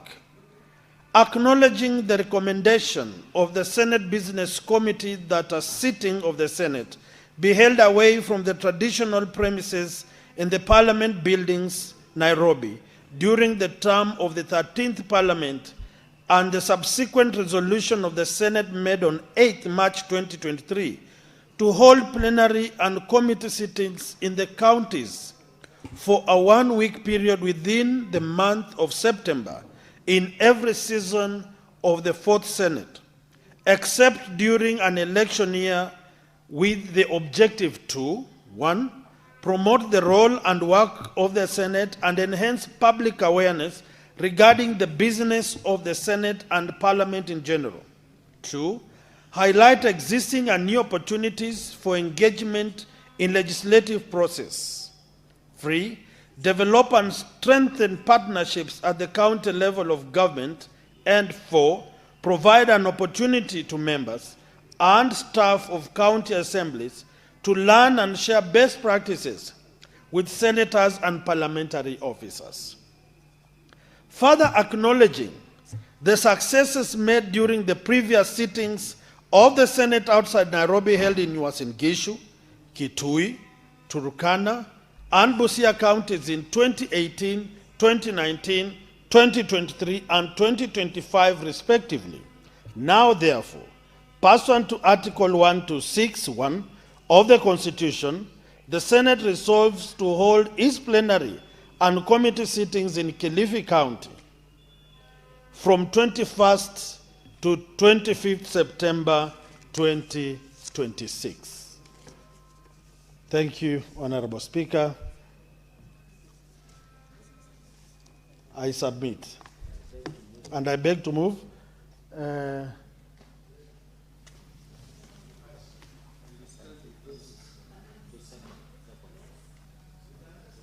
I request, because I'm seeing the only lady in the House on the majority side, Senator Veronica, to second. Thank you. Honorable Speaker, let me correct that there is Senator S in the House. She's also on the majority side. But I want to take this opportunity to thank Senator Wakoli, our whip, for ably moving that motion that Senate considers moving down to Kilifi County to run its business for a week in line with Article 126(1) of the Constitution. And Honorable Speaker, it is important that the work we do as senators becomes relevant to the people, and there are many people, many Kenyans who are not able to come to Nairobi, where the seat of Senate is or the seat of Parliament is, to partake of live proceedings of what happens in Senate. And since Senate is a guardian of the devolution, Honorable Speaker, the best way that Senate can connect with the residents of Kenya is to constantly go down to where the people are at the grassroots level, have a perspective that is grounded and that has a best interest of the citizens at heart, and also get to see the projects that are being implemented by county governments, Honorable Speaker. And as you may well be aware, we have had many counties purporting to implement projects which, if they are inspected by the senators or there is oversight being done by senators, we might as well find that those projects are not having the kind of quality they should be carrying, and even they are not even done in some counties, yet expenditures have already rolled out, Honorable Speaker. So I rise to support this motion and to say that, in fact, if it was possible, Honorable Speaker, we would even do it twice in an year. But because the budget constraints would not allow us to be able to sit in different counties within the course of the year, so that we can have the accountability process running together with the governance system, then it is in order that at least there is that good effort to go down to the county. And no better county, Honorable Speaker, like Kilifi County. Kilifi is a beautiful county. I can only say it is second to Murang'a County, because Murang'a retains the best county. It is the one that is right now offering best practice, Honorable Speaker, to other governors. I saw Governor Otchilo in Murang'a being taken through some apps within Murang'a County by Governor Irungu Kang'ata. And we welcome all the governors to come to Murang'a and learn a few things about how to implement projects in agriculture, implement projects in healthcare sector, and many other things that you can learn from Murang'a and find the beautiful people of Murang'a and connect with them. So, Honorable Speaker, I love the Kilifi County, and Honorable Speaker, you come from Kilifi County, and you served as a governor of Kilifi County, one of the best counties in this republic, Honorable Speaker. It's a coastal county, having a lot of resources within the blue economy, and I believe all the senators who have not experienced massive waters, the blue economy, the great seas and the oceans, Honorable Speaker, like Senator Boni Halwale, who have only seen the water in a bucket when they are taking a shower, can then now have an opportunity, Honorable Speaker, to experience the beauty of this land of Kenya from the Indian Ocean, Honorable Speaker. And I want to ask the committee that is planning for this Senate Mashinani to consider that the senators will have an opportunity to board a ship or a dhow or some water vessel, some watercraft, and experience how it is to survive in the 48th county, that is the seas and the blue economy sector, and to also ask us while they are taking up that voyage, Honorable Speaker, whether it's a dinner or whether it's a study tour within the ocean, to ask us what is the meaning of territorial sea, to ask us how far that territorial sea moves into the ocean, to ask us about the maritime domains, Honorable Speaker, and issues that touch on maritime governance and how we can ensure that we can harness the resources within the blue economy and within the maritime zone, so that we will not have these kind of answers that we had one time when a lady was being interviewed to take up a job within the Kilifi County. And when she was asked what blue economy was, she said it is about the blue skies. Nobody should confuse blue economy with the blue skies. Honorable Boni Halwale, Senator Boni Halwale, blue economy is about the seas and the oceans. So this Senate Mashinani will really help also the senators to advance their understanding of what the maritime domains stand for. Honorable Speaker, in that same Senate Mashinani, we talk about the contiguous zone and the exclusive economic zones within the maritime sector. I will happily take the senators through that course as we partner together with other experts in the maritime domain, the blue economy domain. And with those many remarks, Honorable Speaker, I wish to second and look forward. What is your point of order, Senator? What is your point of order? What is your... Thanks for your indulgence. As a Speaker, standing on point of order number 105, granted that Senator Veronica might be having an afternoon crush on me, is she in order, Mr. Speaker, to suggest that I don't know what blue economy is? Senator Boni Halwale, first withdraw that unparliamentary statement that your colleague could have a crush on you in the chamber. Kindly withdraw that. Then I'll deal with the second prayer that you've...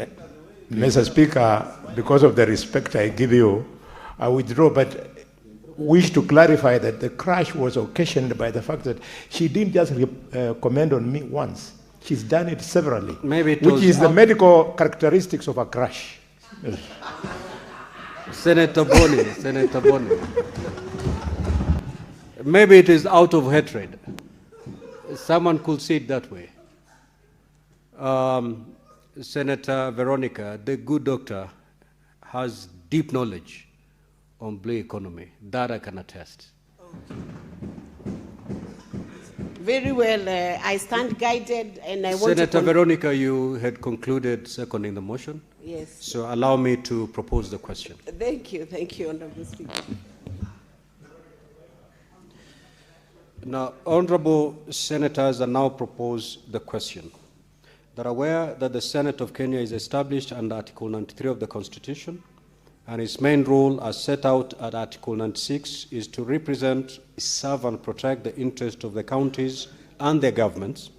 Further, aware of the critical role that the Senate plays in linkage between the national and county levels of government, and the need to enhance the interaction between the Senate and the county governments as a means of bringing the Senate closer to the counties and the general public, acknowledging the recommendation of the Senate Business Committee that a sitting of the Senate be held away from the traditional premises in Parliament buildings in Nairobi during the term of the 13th Parliament, and the subsequent resolution of the Senate made on 8th of March 2023 to hold plenary and committee sittings in the counties for a one-week period within the month of September in every session of the 4th Senate, except during an election year, with the objective to, 1, promote the role and work of the Senate and enhance public awareness regarding the business of the Senate and Parliament in general.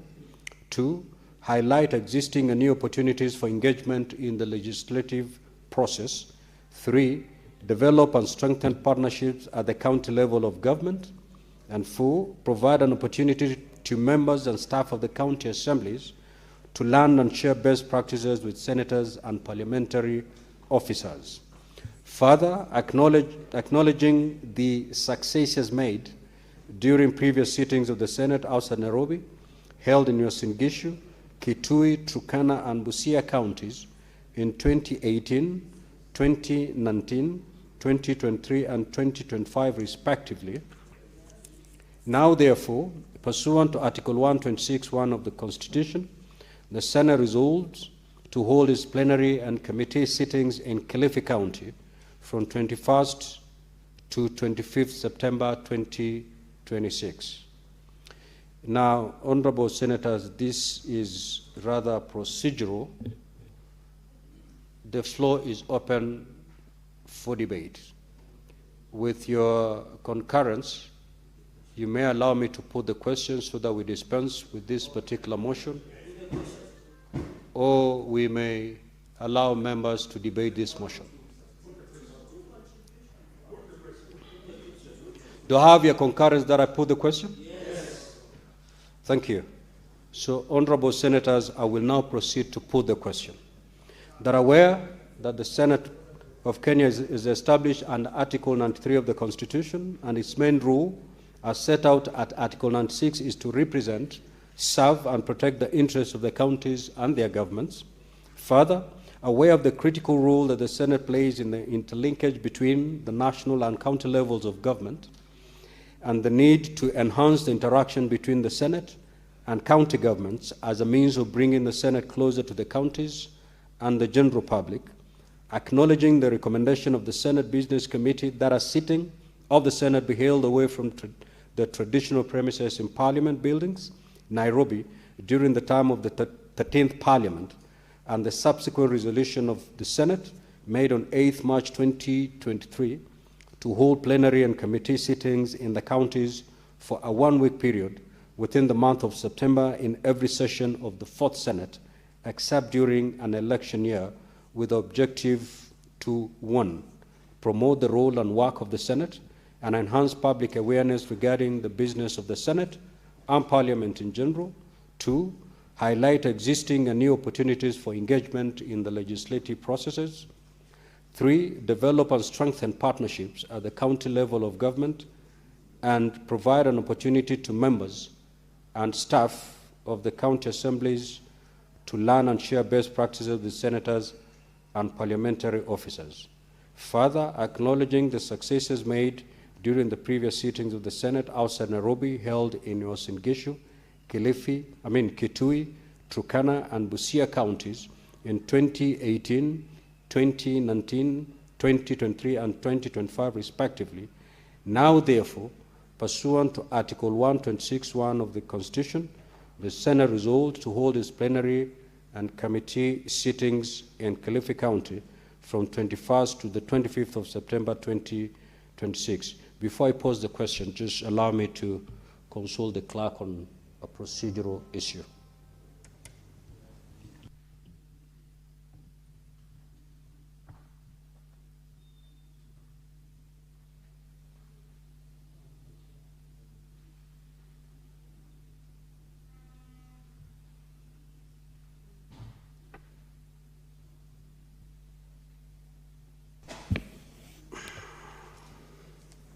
Having ascertained that we have the requisite quorum, I will now proceed.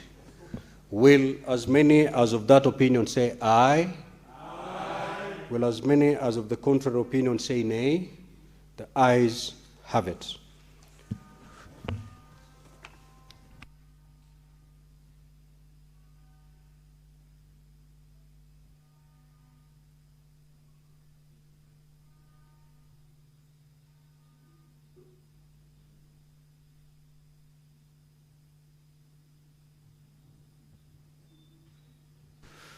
Senator Veronica, kindly approach the chair.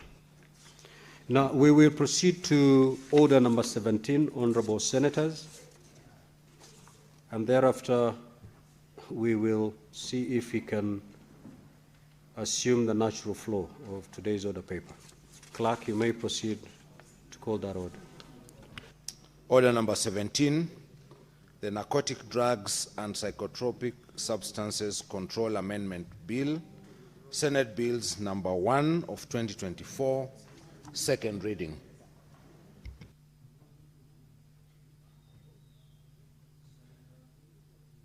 Senator for Meru County.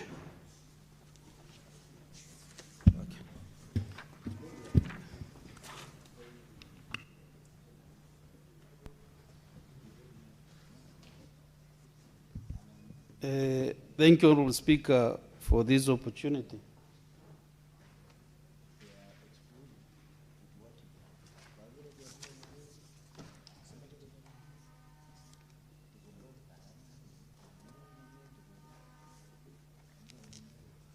Honorable Speaker, Madam Speaker, allow me to move this motion, the Narcotic Drugs and Psychotropic Substances Control Amendment Bill, Senate Bills number 1 of 2024. Madam Speaker, I want to start by giving some background on what Mera has done to the economy of our country. And Madam Speaker, can you protect me from my second of the motion, which just binding me? Honorable members, can the Honorable Senator be heard in silence, please? Consult in low tones. So, Madam Speaker, I want to give some brief background on why Mera is an important cash crop in Kenya. And Madam Speaker, Mera is an important cash crop in Meru County, which is particularly in Nyambene region and to a large extent in the Republic of Kenya. And it is estimated that it is grown in an area covering 22,000 hectares of land and benefits more than 500,000 people, either directly or indirectly, who are engaged in production, packaging, transportation, and other trade activities. And before Mera was banned in European countries, Mera contributed Kenya shilling 7.2 billion to Kenya's national GDP. So this proposed amendment, for the interest of the members, the bill intends to amend the Narcotics, Drugs, and Psychotropic Substances Control Act to remove a substance called cathinone and cathine as naturally found in Mera crop, which is known as cathindulis, from the classification of psychotropic substances. You know, when you chew Mera, the reason why you feel excited or you feel happy, because Mera is a stimulant, is because of the two substances which are known as cathine and cathinone, Madam Speaker. And what we are proposing to do is to remove those two substances from the category of drugs as put by the Nakanda.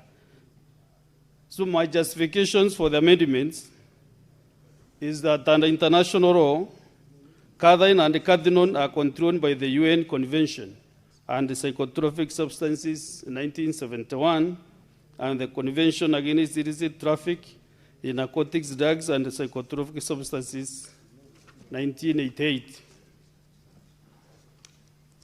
However, Madam Speaker, Mera as a crop is not under international control of the two instruments. As the report from the World Health Organization, Expert Committee on Drug Dependence in 2006 determined that the potential for abuse and dependence is low and the threat to public health is insignificant to warrant international control. What these experts are saying from the World Health Organization is that even if you chew miraa from now to tomorrow, to the day after tomorrow, it will have very little effect on your health. And Madam Speaker, to justify, yours truly chews miraa, of course, every weekend.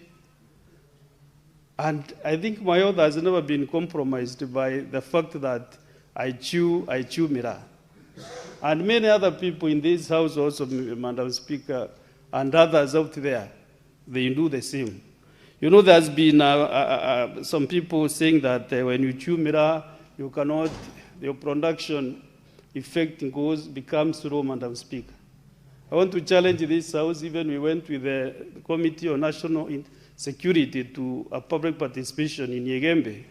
And they can realize that those people, actually Yegembe Central Constituency has the highest population in Meru County. And that is actually where a lot of miraa is grown. So, Madam Speaker, I'm trying to give justifications and also to say that in Kenya, miraa is a scheduled crop under the Crops Act 2013. So, while miraa is a legal crop in our statutes, the Crops Act 2013, the substances found in miraa, cadden, and cathinone are classified as narcotics in Psychotropic Substances Act. So, if the government is giving miraa farmers or miraa sector budget, and the same arm of government, another arm of government is trying to control and to say that miraa is a drug, Madam Speaker, that is why we have that contradiction. Therefore, this puts miraa under the ambits of the two acts. The amendments to the Narcotics and Psychotropic Substances Control Act to exempt cadden and cathinone as naturally found in miraa from the ambits of the necessary is very, very necessary to avoid the contradictions. Madam Speaker, the economic benefits of miraa are not contested, and the government's effort to revitalize the industry are well evident. And since the year 2016, the miraa sector has received budgetary allocations from the National Treasury. So if National Treasury is giving 2 billion to miraa sector, then why is Nakanda again penalizing those who are producing? Because once miraa is categorized as a drug through the cathinone and cathin, it is difficult, Madam Speaker, to do value addition. Miraa is produced nowadays. There is a lot of research in Meru University and other institutions that miraa, there is miraa wine, miraa juice, also miraa tea bags, Madam Speaker. But these institutions have been unable to market these products because they are not getting licensed by the Kenyan Bureau of Standards. So that is why I'm here this afternoon to pray with the Senate so that they can help us to remove the two substances, cathinone and cathin, from the category under Nakanda. So it is important, Madam Speaker, to note that some of the government agencies, including Nakanda now, have spoken about it, have given contradictory positions on miraa. In the year 2013, appearing before the Parliamentary Handle Committee, which was formed to investigate and inquire on miraa-related issues, the chairperson then for Nakanda, Honorable John Mutudo, told the committee, the Parliamentary Committee, that there were no strong grounds to classify miraa as a drug. And Makui was just the previous chair of Nakanda. And according to the Honorable Mutudo, he had no issues with the miraa, and he really pronounced himself that the miraa and is very little effect. Actually, is the one who urged Parliament to repeal or amend the Narcotics and the Psychotropic Control Act, which indicated the two substances found in miraa as prohibited substances. And this afternoon, I want my colleague Senator Mohamed Faki. You know, we have been discussing Mira issues with him about Mira and Mugoka. There's a time there was a crisis in Mombasa that the government then, county government, wanted to ban one of the products. And both Senator Milaj and Senator Mohamed Faki really helped me to discuss all these matters, and that ban was lifted. So I want to thank them, and I'm happy that in this house to support what I'm trying to propose. And this is actually this is what. What's your point of order, Senator Faki? No, I'm saying. Is that a point of order, Senator Faki? You know, Madam misleading the House. You should not affect the flow of my submission with Proceed such a on, point of order. You know, when you get the mic, Senator, that is when you can make those decisions. Senator Kathuri, proceed on with your submissions. Let's proceed on. You know, I've thanked him so much, Madam Speaker, and I don't know why now he's again getting pissed off. Because once we get permission, we remove Cardinal and Kadai from Nakanda list. Even we'll have no Mira to take to Mombasa, because his worries is maybe there are some people chewing, not even Mira, the other Mogoko or something, but we'll have no Mira to take to Mombasa. We are going to do valuation. And the quantities that we need, even Mombasa people will be walking to Meru to ask where they can get a twig of Mira from. Because what we want to do now is to go valuation, Madam Speaker. So we want to make sure that even these trucks we see on the road, the pickups and the trucks are wrong on their own, because we'll be shipping our finished products, which we will do valuation to Europe and to other destinations. Madam Speaker, in the year 2021, the Meru County government, in collaboration with the Kenya Medical Research Institute, KEMRI, conducted the International Scientific Mira Conference. And Nakanda and the Kenya Bureau of Standards expressed their support for the development of Mira products. These Mira products is what I mentioned, is Mira wine, Mira juice, Mira tea bags, and other substances that can be mined from Mira as a crop. So, but these two organizations, KEBS and Nakanda, cited illegal handle since Mira contains cadmium. And that is why we are trying to see how best we can remove this cadmium and cadmium from the list of narcotics and psychotropic substances. If you go and manufacture cadmium and cadmium in labs, as they do in the European countries, Madam Speaker, then that can be termed as a drug. But when cadmium and cadmium are appearing in their natural state, therefore, that is what we are saying, that is not a drug, but just a very simple substance, just to make you feel high and also to make you feel relaxed. Madam Speaker, the entrepreneurs in the manufacture of the various Mira products have expressed their frustrations since their products could not be licensed. And this is hindering their products from reaching the intended market, especially the international market, as I put it. And they have, however, expressed optimism that such hindrances will be removed since the government has shown goodwill in supporting the Mira sector. Among the recommendations of the Mira Scientific Conference was that there was need to amend the law to remove Mira from the list of narcotics and psychotropic stimulants to allow for value addition and diversify the Mira markets. The classification, Madam Speaker, of cadmium and cadmium as psychotropic substances is thus an impediment to the value addition, as I put it, of Mira and the development of Mira products. Madam Speaker, I want to give this House again some parliamentary reports that have been made in support of the amendments. Madam Speaker, on July, Wednesday 10th, 2013, The Parliament of Kenya resolved to form a parliamentary select committee on miraa, and I was a member in the year 2013 when I joined Parliament.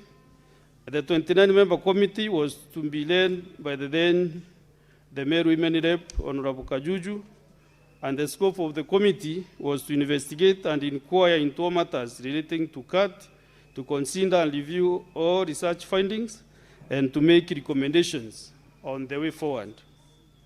And Madam Speaker, after the conclusion of its mandate, the committee tabled a report, and among its findings, there was no scientific proof that miraa is a drug. Madam, this committee actually traveled even to the UK. I think almost 8 members. And we went to the House of Commons, and there the Minister of Home Affairs, Madam Speaker, and already they also done their research. It is in this document. And they also proved that miraa is not a drug and is not affecting their people. And in its draft of recommendations of this committee led by Kajuju, the committee recommended the amendment of the Crop Act to include miraa in the list of scheduled crops. And further, the committee recommended that they should allocate funds to research institutions to enable them to carry out extensive research on miraa. And the committee also recommended that the government petition countries that had banned miraa to lift the ban.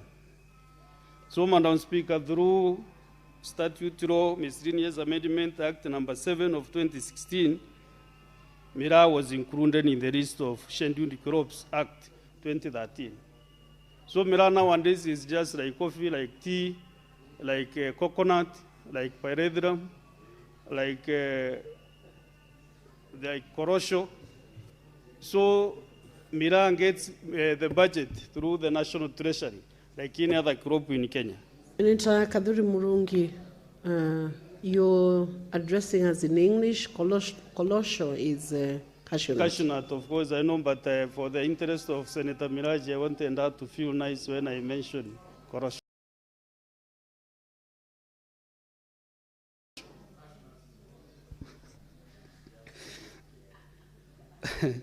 It is also important to know that in the exercise of powers conferred in Section 40 of the Crops Act 2013, the Cabinet Secretary for Agriculture and Livestock Development made the Crops Regulations 2023, which have been adopted by both houses of Parliament.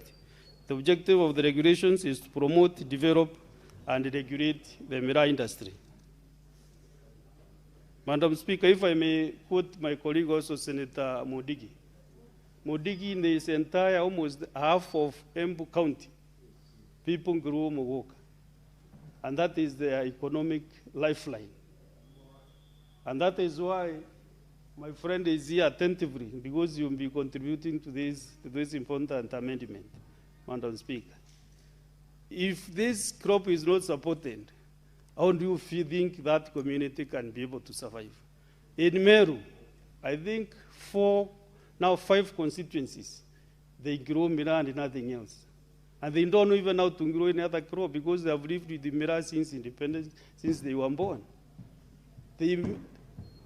Even when they are doing dowry, we are doing dowry in Meru, you must take a bunch of miraa to your in-law. Otherwise, you're not get that in the Madam Speaker. So it is, the crop is so attached to us, Madam Speaker. Even when we are raising money for churches, we take miraa and sell in the church so that we can be able to buy seed pills, to do development in the church, Madam Speaker. So I really want to seek support from the Senate so that at least we can be able to support this community. Madam Speaker, in the United Kingdom, the House of Commons Home Affairs Committee undertook into investigation of the rationale and effect of the miraa ban by the UK government. In their report, the committee concluded that the ban on cat in the UK was not based on any evidence that miraa causes medical or social harm. Instead, miraa was banned because of a desire to avoid the UK becoming a hub for the illegal importation of cat into other EU countries.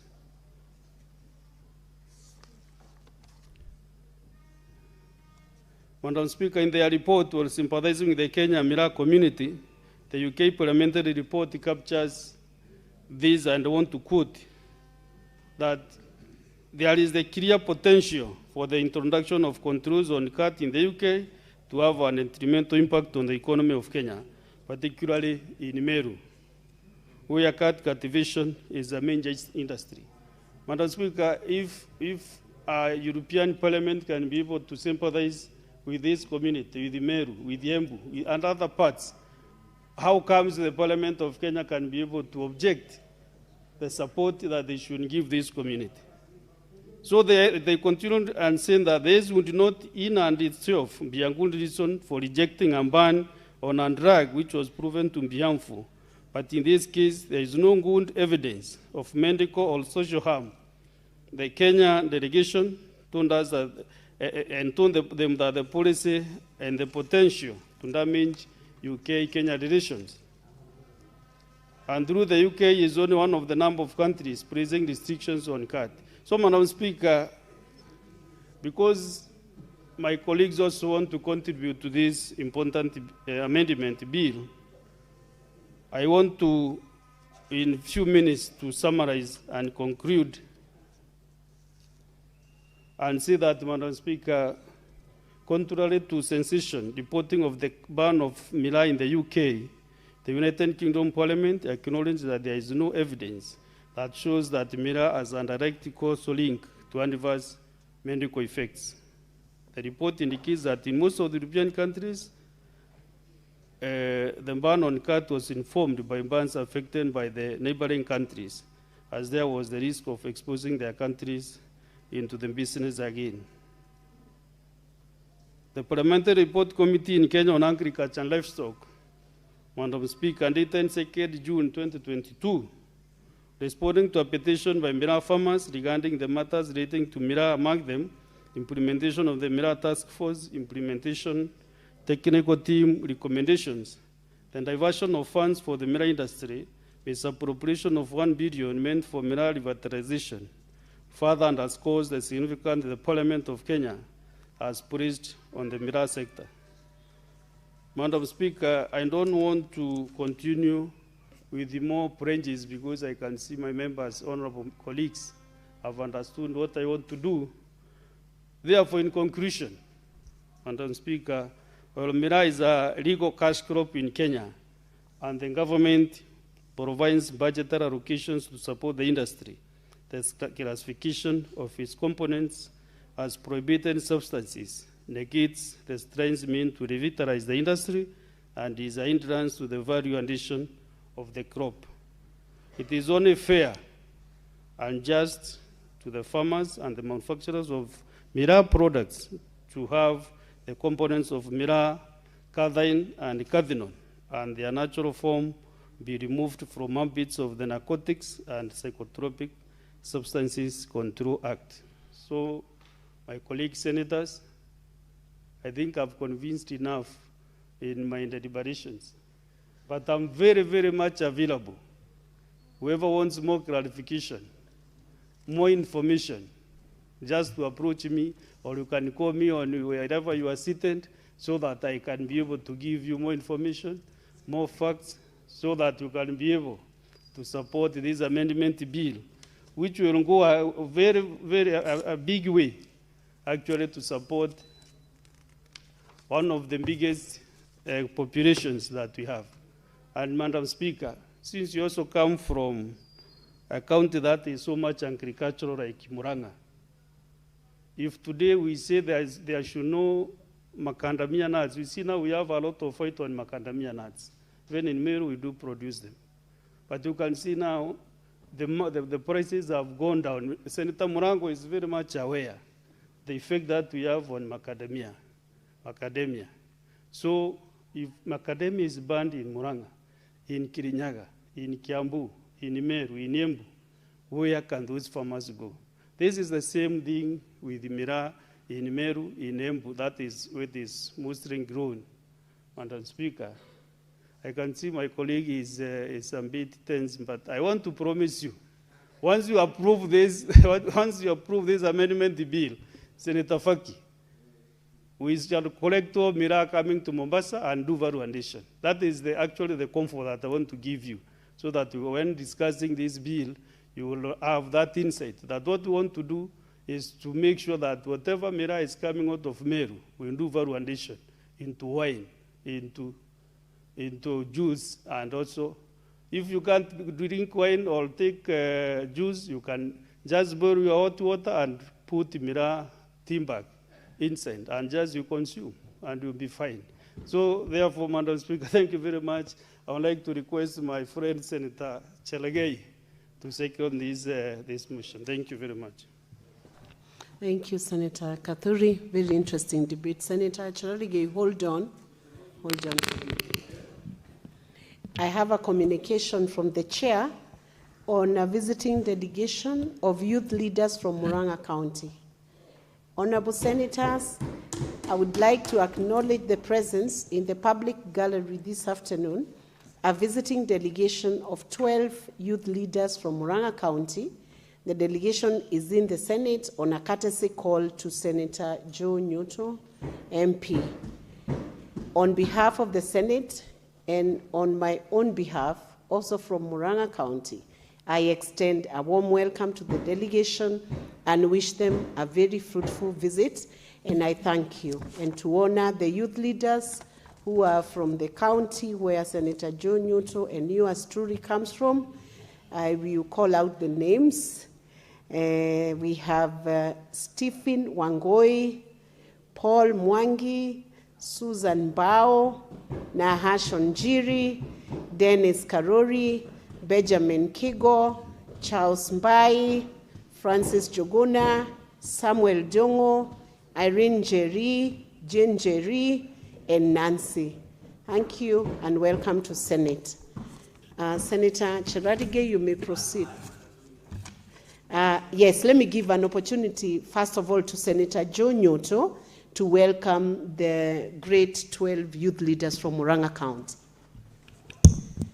Thank you, Madam Speaker, for the opportunity to welcome these youth leaders from Murang'a County, where you also happen to come from. Madam Speaker, these are young people who have volunteered themselves and come out as leaders in the county. And Madam Speaker, they have come here for mentorship and familiarization. And Madam Speaker, you know, as you have observed, that Murang'a County is a great county, a county that continues producing great leaders. And this is a county that also recognizes and respects women leadership, Madam Speaker. And that is why you and other women leaders on Sunday welcomed the President of Kenya, Madam Speaker. We have very many women leaders in Murang'a and who love the President. But Madam Speaker, these are youths that are non-aligned and who are here to learn and of course see what we do here. I want to welcome you to this house. This is the upper house of Parliament, which basically specializes in protecting devolution in the counties, and also, of course, you know, strives to see that counties are well resourced. So you are in the right place. Madam Speaker, they say that you have to fake it till you make it. So when these leaders are here, they are behaving like leaders, faking as leaders, at least when they are here, because ultimately, with God's blessings, they will end up in either of the houses as great leaders. So, Madam Speaker, I welcome these great leaders and encourage them to come once and again when they can, and I thank you for according and recognizing them and calling them out name by name. So, Madam Speaker, I thank you, and I encourage our young people to continue, of course, associating with leadership and visiting the houses. Madam Speaker, I thank you. Thank you, Senator Joe Nyuto. Senator Cheradige, you may proceed to second this motion. Thank you, Madam Speaker, for this opportunity as I move to second this important bill, the Narcotic Drugs Psychotropic Substance Control Amendment Bill 2024 by His Excellency the Deputy Speaker of the Republic of Kenya, Katuri Murungi, who is a member of Njurinjeke. So, Speaker, I also want to thank Madam Speaker because the youth leaders from Muranga are just here, and I'm happy Muranga is one of the agricultural counties in the Republic of Kenya, and I want to wish them well. I'm happy Senator Nyutu has said they are non-aligned, and I'm happy that we'll work together. I can assure them if they want us to work together, I'm willing to work together so that we can mentor them to be leaders, not only leaders at their region, but national leaders. So, Mr. Speaker, wish them well and God's blessings. That is where some of us started from. Speaker, we must, and I want to celebrate the Senator Katuri Murungi, the Njurinjeka, and the Deputy Speaker of the Senate Republic of Kenya. Madam Speaker, I think the biggest agenda we have as a nation, or as leaders who are elected as Article 96, is to represent the interest of our people. I think time and again, Senator Katuri, who used to be a member of Parliament of National Assembly in the lower house, and now is serving as a first-term member of the Senate, representing the great people of Meru, has done exceptionally very well. And I hope the people of Meru know that they have a representative, Mr. Speaker, Madam Speaker, because the last senator we served with did not have this passionometer, that the passion that Senator Katuri has for the people of Meru, Mr. Speaker. And I know the issue of Mira is so dear to the people of Meru. But I'm Speaker, we must defend Mira farmers, like rice farmers in Mwea, like maize farmers in Wazingishu and Nandi, like sugarcane farmers in Western Kenya, like coffee farmers in Muranga, Kiambu, and even in Nandi and Bungoma, like milk farmers, Madam Speaker, in Nandi, and even in Embu, Madam Speaker. Even in Embu, where Mount Kenya East, I know I'm not making a political statement, but where majorly Mira is grown is in Mount Kenya East, Madam Speaker. And therefore, I want to say that we must defend farmers of Mira the way we'll defend farmers of Mnazi from coast in Mombasa, Madam Speaker. Even macadamia, Madam Speaker. And even must defend even the fish farmers in Homa Bay and fish farmers in Mombasa. We must bring equality so that when we speak, the Senate knows, Madam Speaker, that we are speaking on behalf of all the farmers, Madam Speaker, in the Republic of Kenya. So I want to thank and say and tell the Mira farmers who are watching this debate that the people of Nandi are supporting you 100% to ensure we protect and ensure Mira as a crop, as a cash crop, Madam Speaker, becomes one of their critical and livelihoods, Madam Speaker. You are aware 1.5 million livelihoods depend on Mira, Madam Speaker. So we are talking about almost a quarter of the population of this country. 1.4 million livelihoods. Majorly Meru, where my brother Mundigi comes from, Embu, who has been very passionate about defending farmers, on all from coffee now to Mira, or known as cat, Madam Speaker. So 1.4 million Kenyans depend on this crop. It's not a number, Madam Speaker. Even when you look at the numbers that we are talking about, 80% to 90% is consumed locally, Madam Speaker, of this Mira, which is very critical and very important, Madam Speaker. Madam Speaker, we harvest, and I want Senator Seki, not Senator Seki, Senator Faki. You know, Seki and Faki are not too far. That, Madam Speaker, we harvest 32,000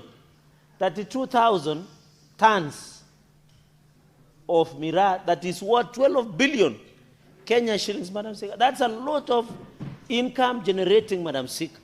I know there could be resistance from some of our colleagues, maybe because of their religious beliefs, maybe because Mira was wrongly classified as a drug, Madam Speaker, that can lead to substance abuse. And I think this amendment, because I'll be very brief so that my colleagues can Madam Speaker, I know when you talk about psychotropic substance, it means it interferes with central nervous system.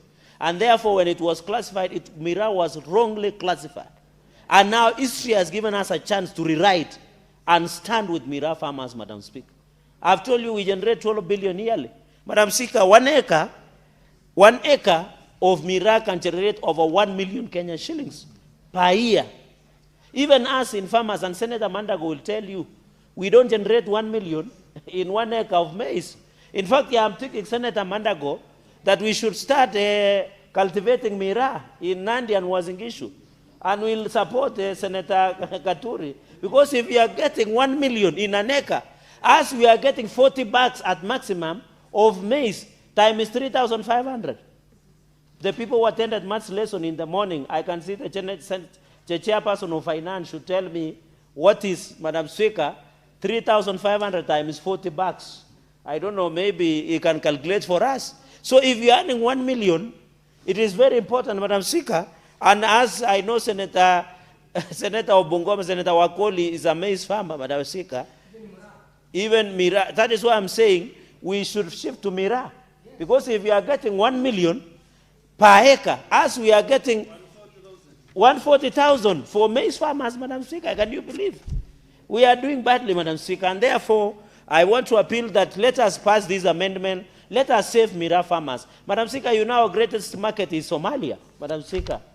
We must protect those information. And I'm happy, Madam Speaker, as I continue to second, because I'll be very brief, that I'm happy even we should need to allow the miraa farmers to export beyond Somalia, in Eastern Central Africa, Madam Speaker, and even export overseas. And I want to celebrate His Excellency Dr. William Ruto, because today he had a chance to address the Tanzania Parliament, Madam Speaker. And I'm happy the two leaders, Senate Majority Leader and Minority Leader, accompanied the President in his address to Tanzania Parliament. And one of the key issues that the President raised, and is very critical, is how as East Africa community, we can remove tariff barriers in terms of business. And I want to challenge miraa farmers.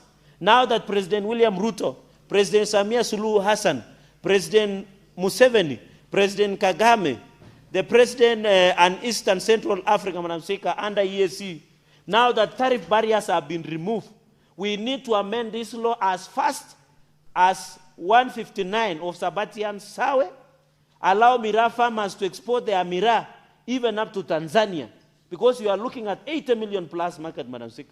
We are looking about 300 million plus market where miraa farmers can sell their crop, Madam Speaker. And I want to thank His Excellency the President, because some people might take it casually that we have removed tariff barriers in terms of business in this country. And Madam Speaker, that visit was very critical so that in future we can ensure we remove. We are one people, Madam Speaker. You have Maasais in Kenya, there are Maasais in Tanzania. Madam Speaker, I was impressed. There is also a Kalenjin member of parliament in Tanzanian parliament, Madam Speaker. So there are many. Even Luos are in Kenya. The others are in Isibania, I think, in somewhere in Tanzania, Madam Speaker. And therefore, it is very important, Madam Speaker. The second and final point I wanted to make is that when we amend this act, Madam Speaker, we expect the anti-narcotic units to stop harassing miraa farmers, and also NACADA, Madam Speaker, the agency that fights against drug abuse in the country. Madam Speaker, Kenyans should understand the reason we want to amend and protect miraa farmers is if this is still classified as a psychotropic substance. The punishment of a psychotropic substance, Madam Speaker, is 1 million or life imprisonment, Madam Speaker. So I want to appeal to Senator Faki, Senator Roba, Senator Miraj, Senator Abbas, Senator Chute, that this is very important, Madam Speaker. These are just normal farmers. There is nothing. Even, Madam Speaker, can you believe the coffee you take, it interferes with central nervous system. The tea you take, it interferes with central nervous system. So we should not say miraa is a drug, Madam Speaker. It is just like any other crop that will assist, Madam Speaker, so that we can ensure. So I want to appeal to my colleagues, especially who have mentioned that we need... Honorable Chiradigay, just hold on. What's your point of order, Senator Bass? Senator... Yes, Madam Speaker, Captain. I wish to request the Honorable Senator Chiradigay to clarify why he chose to single out Senator Faki, Senator Miraj, and Senator Abbas, and Senator Roba for the benefit of the House, because I don't seem to understand the intention of the Honorable Senator. Thank you. Senator Chiradigay, can you clarify why you segregated and singled them out in your submissions. Madam Speaker, it is the senators that my eyes could capture. I could see at the floor of the House.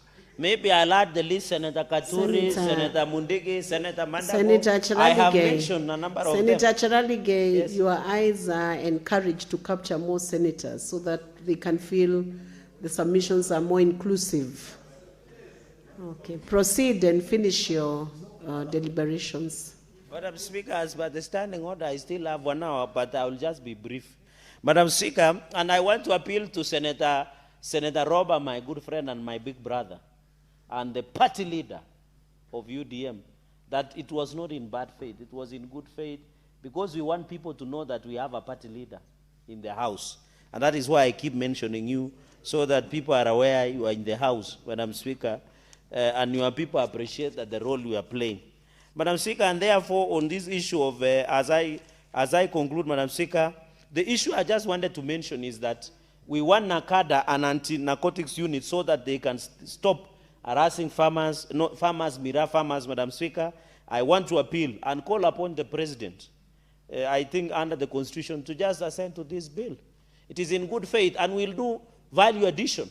Senator Mundigi was telling me that, and I once attended with him an ACK function, and Senator Mundigi was teaching us that Mira, we can do value addition. Senator Katuri has said, we make Mira juice, Madam Speaker. In fact, I'm proposing, if we pass this bill, and I know we'll pass it, Madam Speaker, we'll pass this bill. We'll pass it. We should also, in our availability of drinks in Parliament, I'm proposing that we should include Mira juice, so that we can start taking, and Kenyans can take the lead, Madam Speaker, because it is not a psychotropic substance. No, Madam Speaker, can you protect me from Senator Roba? He's becoming I don't want to say unruly, but he's becoming Madam Speaker. So juice, Madam Speaker, I'm proposing, and the first person who will assist us in testing that Mira juice will be led by the Deputy Speaker, Senator Mundigi, and yours truly. I'll be the third person, Madam Speaker. We will only consume water, soda, Mira juice, but other things are exceptional, Madam Speaker, and milk, of course. You know there's milk already in the menu of Parliament. So we need to expand the milk because it's very healthy. I'm told it is good for the body and the soul, and it can assist you in other engagements, especially after 6 p.m. to 6 a.m. in the morning, Madam Speaker. So we must ensure that we do value addition to all the things that we do, so that the people of Mira, we can do value addition, Madam Speaker. Madam Speaker, finally, we should amend the second schedule, because cutting on and cutting in, there are things that exist in Mira, but according to because I talked to some doctors, and I want to inform my colleagues that the interference of central nervous system is not as equal as an abuse of drug, substance, or alcohol, Madam Speaker. This is just like coffee. Let me use caffeine that we take. It doesn't interfere, it doesn't intoxicate, Madam Speaker. So I want to thank Senate Deputy Speaker for bringing this, Madam Speaker. This bill is very important, and we know we want, Madam Speaker, I've said you, they will always, that we ensure, even if it means that we do medical and scientific regulations, Madam Speaker, we prevent and we ensure our 1.5, Madam Speaker, and if we remove today the 1.5 million livelihoods, we'll be very grateful. And I know, Madam Speaker, we can, when this enforcement, judicial discretion over criminalization, resource needs, international obligations, and I've just given an East Africa, Madam Speaker. So we need to ensure that as a country, we must and should protect the farmers that we have in this country. Farmers, even I forgot to say, I know Senator Roba has been very uncomfortable through the Speaker. I forgot that we need also to protect camel farmers, just like Mira farmers. And that is why when there was that issue in Kwakimari, in Seikuru, we were very passionate that camel farmers should be protected. So as Senator Roba says, let's protect camel farmers. We are also saying protect Mira farmers. As Senator Mandago says, protect May farmers. We are saying protect Mira farmers. As Senator Mundigi says, protect Mira farmers. We are saying protect the fish in the auction by Senator Fake. So we must agree as a country, Madam Speaker, that we need to say that. Madam Speaker, with those very, very many remarks, I want to thank you, Madam Speaker. Somebody mentioned that Murang'a has a lot of women leadership. And we are proud because the House of Mumbi, the Kikuyu nation are proud of you. And Nyumba, we are so proud, Madam Speaker, because on Sunday, we saw that women can be good hostesses of the president. We are so proud of you. I saw how elegant, graciously, beautiful you are dressed, holding on to the president. And we know there is no, Madam Speaker, can you protect me from Senator Karen Nyamu? He's just heckling, and you know that's the habit of ODM. I'm just praising you. Why is he still us that I'm praising the Speaker? Does she have any other agenda that we don't know? So we are proud that you hosted the president. Murang'a, Nandi, and any other part, and I want also even in Mandera, the other day, Senator Roba, you hosted the president. The president is the president of the Republic of Kenya. He does not need any permission to visit any country. And I saw some people saying, why is President William Ruto visiting after every 1 week Murang'a? Murang'a is Kenya. He can even decide and come and live in Murang'a. He's the president of Kenya, for heaven's sake. Even Meru. In fact, Meru should have a state lodge, Madam Speaker, so that the president can come and stay there, Madam Speaker. So, Madam Speaker, we are proud of you.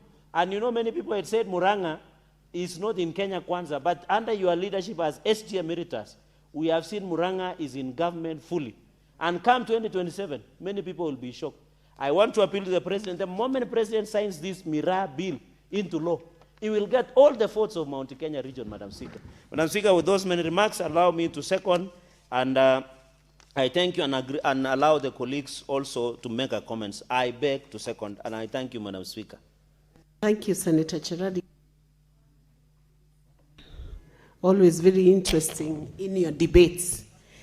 Honorable Senators, I propose a question that the Narcotic, Drugs and Psychotropic Substance Control Amendment Bill, Senate Bills number 1 of 2024, be now read a second time. And before we proceed on to the next stage of this bill, I am going to give a direction now that I see Senator Karen Nyamu is in the House.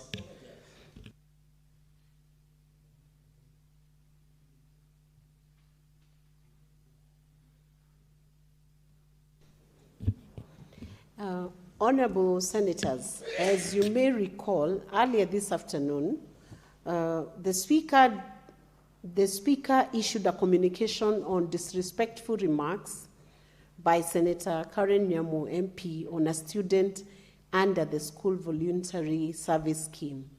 Honorable Senators, I now see Senator Nyamu in the chamber, and in this regard, I forthwith call upon the Senator to tender the unreserved apology as earlier directed by the Chair to the Senate, the student's family, and the public for the distress occasioned by her remarks in compliance with the communication that was issued earlier by the Chair and the Speaker of this House.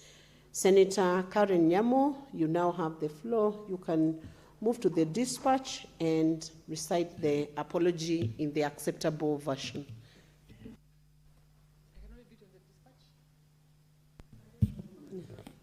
You can choose to do it from wherever you wish.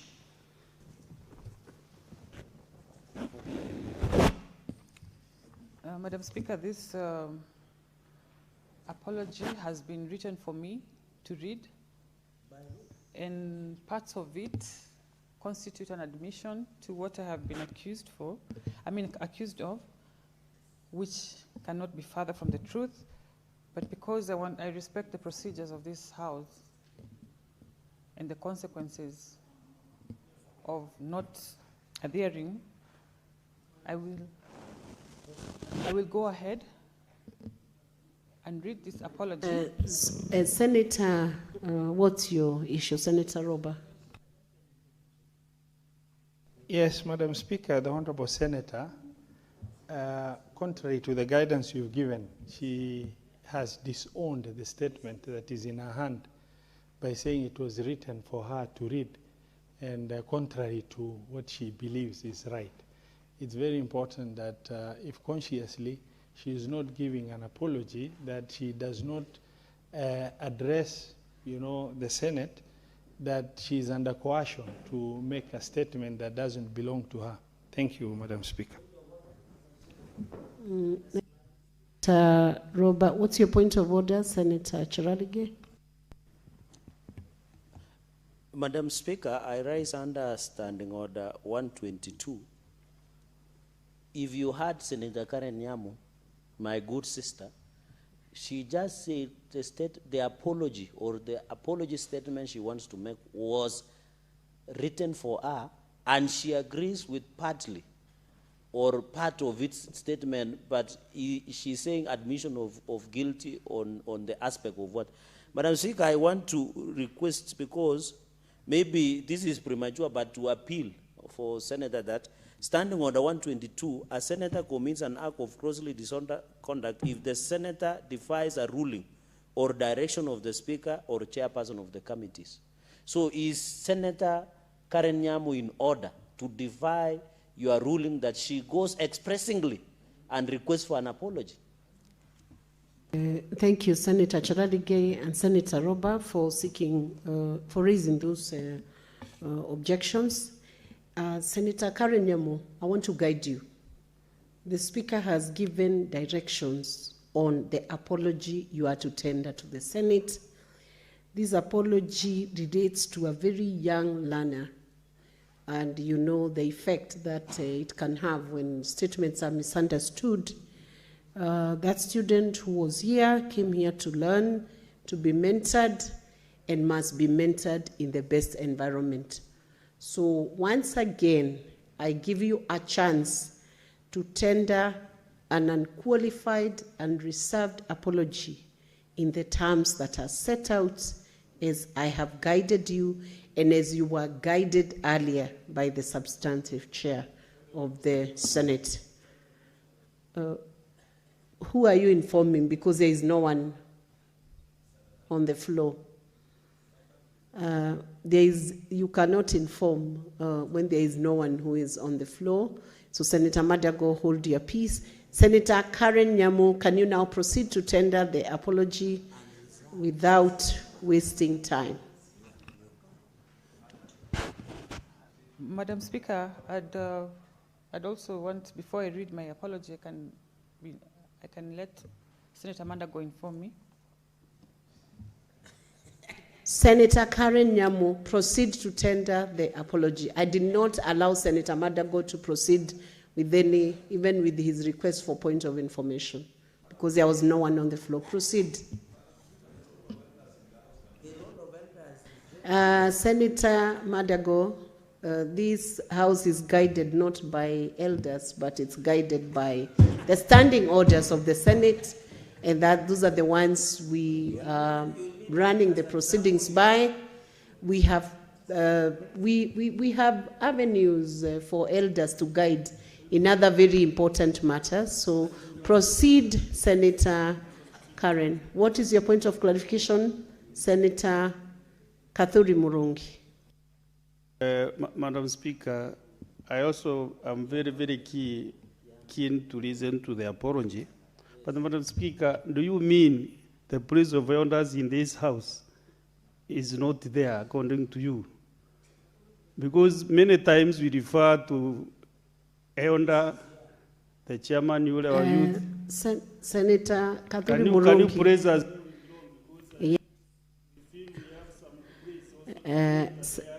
Senator Kathuri Murungi, you mentor the other senators as ranking members of this House and as recognized by the standing order as ranking members. You do not mentor outside the framework of the standing orders. So I want to guide you. Elders have their own space. You can have your own space when you are outside the House. When you're having tea in the lounge, you can play the elders' role.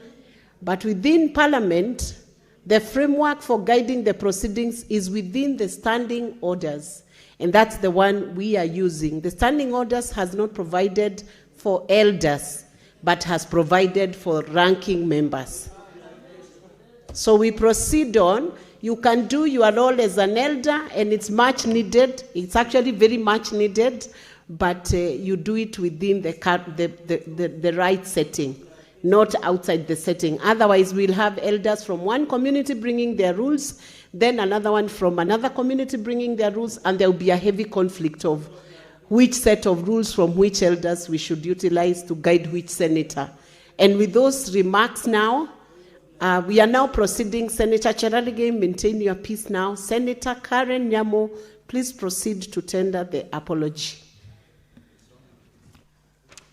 Madam Speaker, I will go ahead and read my apology. Madam Speaker, I, Senator Karen Nyamu, MP, hereby tender my unreserved apology to the Senate, the student under the School Voluntary Service Scheme, the family of the student, and the public for the remarks I made on Wednesday, 25th March 2026, 2027, while welcoming the student. I acknowledge that the utterances were inappropriate and fell short of the dignity, decorum, and respect expected of a state officer, particularly towards a young female learner who was in the speaker's gallery. I reaffirm my commitment to uphold the values and integrity of the Senate and to treat all persons, especially young people, engaging with Parliament with respect and courtesy they deserve. Madam Speaker, I will also go ahead to say that I was highly misunderstood. Senator Karen, very surprised. think, Senator Karen, just leave it at that. You may have your seat now.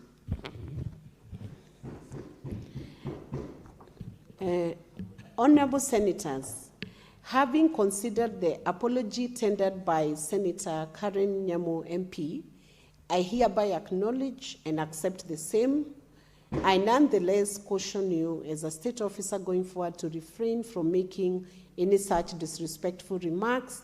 I further now direct that all remarks made by Senator Karen Nyamo MP to the Senate on Wednesday, 25th March 2026 be expunged from the Hansard of that sitting day. I thank you. Thank you. Right Honorable Amason Jeffer King, Speaker of Senate. We can now proceed on. What's your point of order, Senator Roba? Thank you, Madam Speaker. I rise on point of order, according to Senate Standing Order 111, to request that because this is a bill that is of interest to many and we wish to contribute, all of us, to limit the timing of the contributions so that we can get the opportunity to weigh in. Madam Speaker, thank you.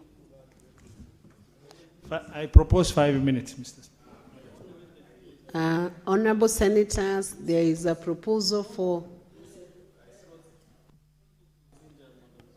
yes, Senator Kathuri, the mover of this bill. Madam Speaker, if my record is right and my knowledge on procedure matters, you can only validate that time when the bill is being moved, especially after seconding. That is when you can be able to limit the time. But when we are midway, from the one you call row house, I don't know whether the standing orders in the row house are different.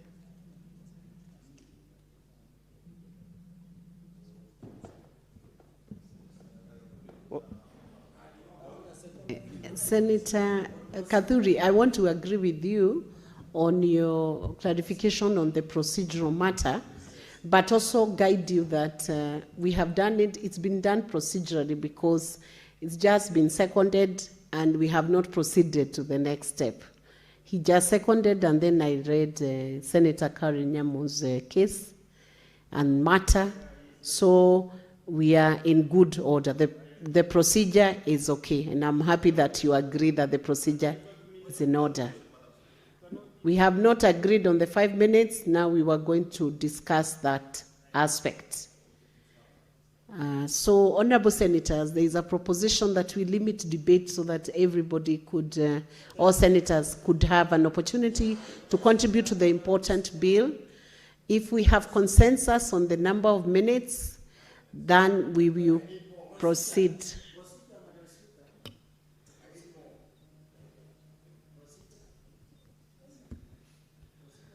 Senator Charadige, what point of procedure are you raising? Madam Speaker, if you look at the Standing Order 111, that motion by Senator Roba is wrongly before the House because he just proposed and he doesn't have a seconder. So the motion serves as the fate of collapse. Madam Speaker, he didn't even call anybody to second. So that motion collapses, Madam Speaker, but it does not even see the light of day, Madam Speaker. It dies by the sword. So, Madam Speaker, that's violation of Standing Order 111 because it's a motion that should have been properly moved, which is not properly moved, Madam Speaker. Senator Charalige,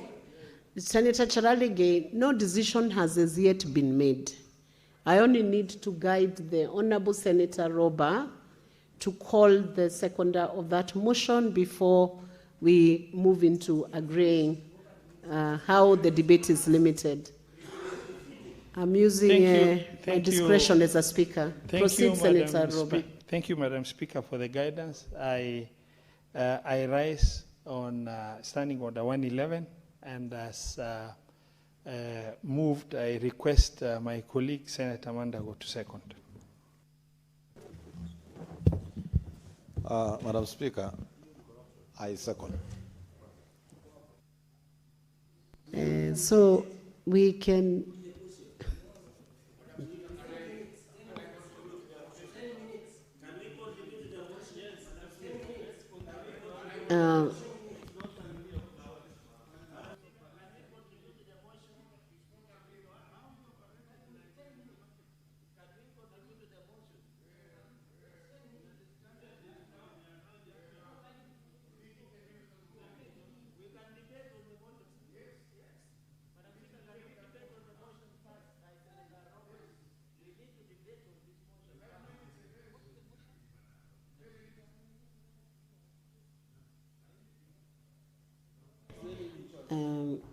Honorable senators, I put the question that the debate on the narcotic drugs and psychotropic substances control amendment bill, Senate Bills number 1 of 2024, be limited to 10 minutes.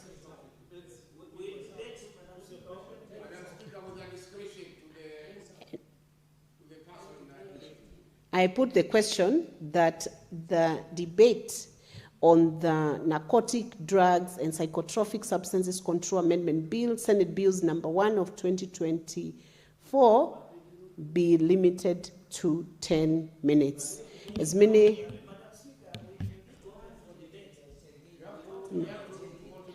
If we are... You want to contribute to that motion?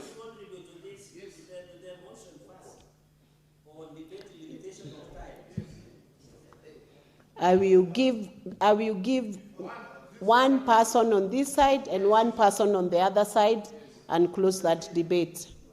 So, Senator Faki, one person on this, one senator on this side and one senator on the other side. And 2 minutes each. Asante Mheshimiwa Spika. Kwanza ni kupinga mswada huu wa kupunguza wakati wa maongezi wa mswada huu muhimu. Mheshimiwa Spika, masuala ya miraa, masuala ya mogoka ni masuala ambayo yametoa athari nyingi sana kwa wakazi wa Mombasa, Pwani kwa jumla, na pia sehemu za Northeastern na sehemu zingine mpaka kama vile Garissa, Mandera, Wajia na kwa kwingineko. Kwa hiyo Mheshimiwa Spika, mimi binafsi dakika 10 hazitaweza kunitosha kuweza kuzungumzia mchango wangu kwa mswada huu. Ningeomba nipewe zaidi ya dakika 10 katika kueleza, nipewe zile 25 ambazo zinatakana kupewa ili niweze kupinga mswada huu kikamilifu. Asante Mr. Speaker.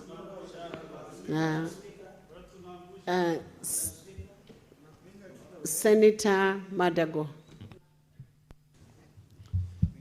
Madam Speaker, I support the motion that the debate be limited to 10 minutes so that all honorable senators can have time to contribute.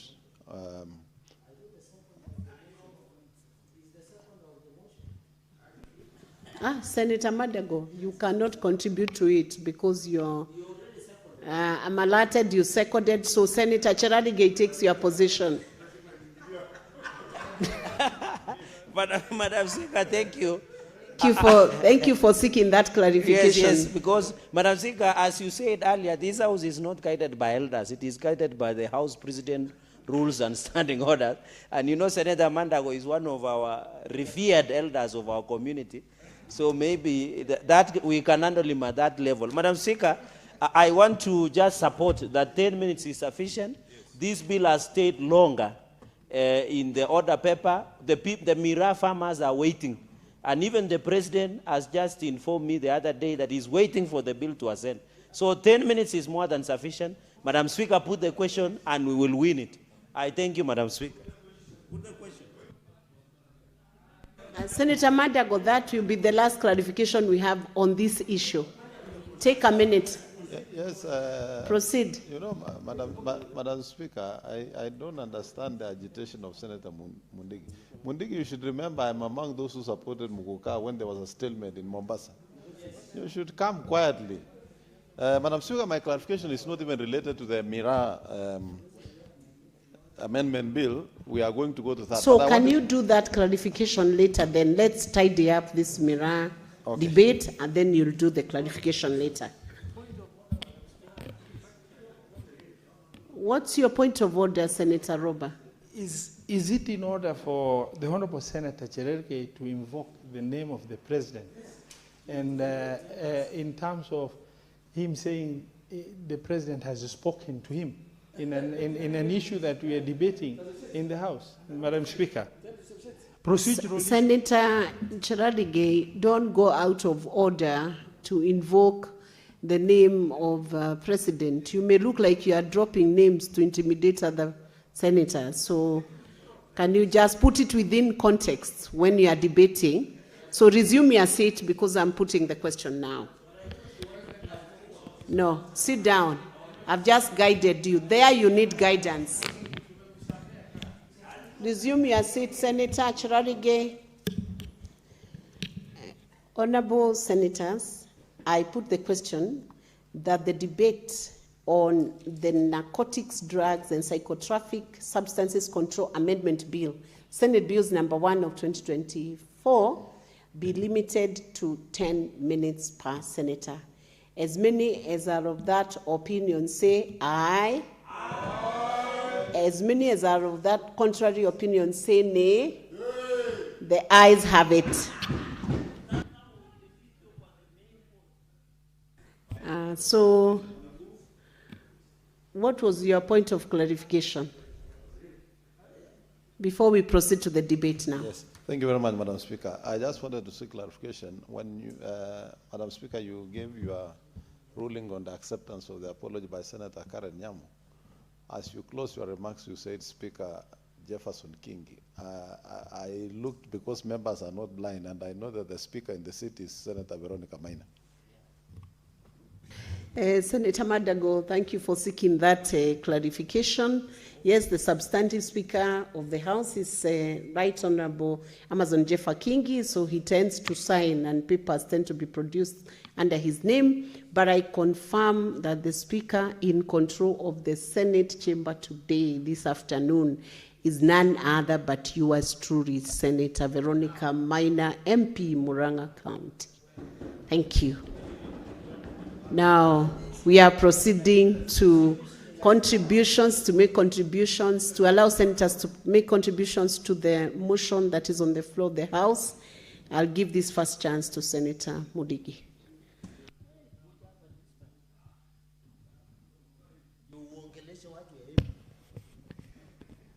Asante Bispika kwa kunipa nafasi nichangie mjadala wa kuhusu mraa mgoka katika nchi yetu ya Kenya ambaye imeletwa na Senator wa Meru Mr. Kadhuri Murungi. Bispika, mambo ya kilimo katika nchi yetu ya Kenya, kila county iko na ile mazao inalima.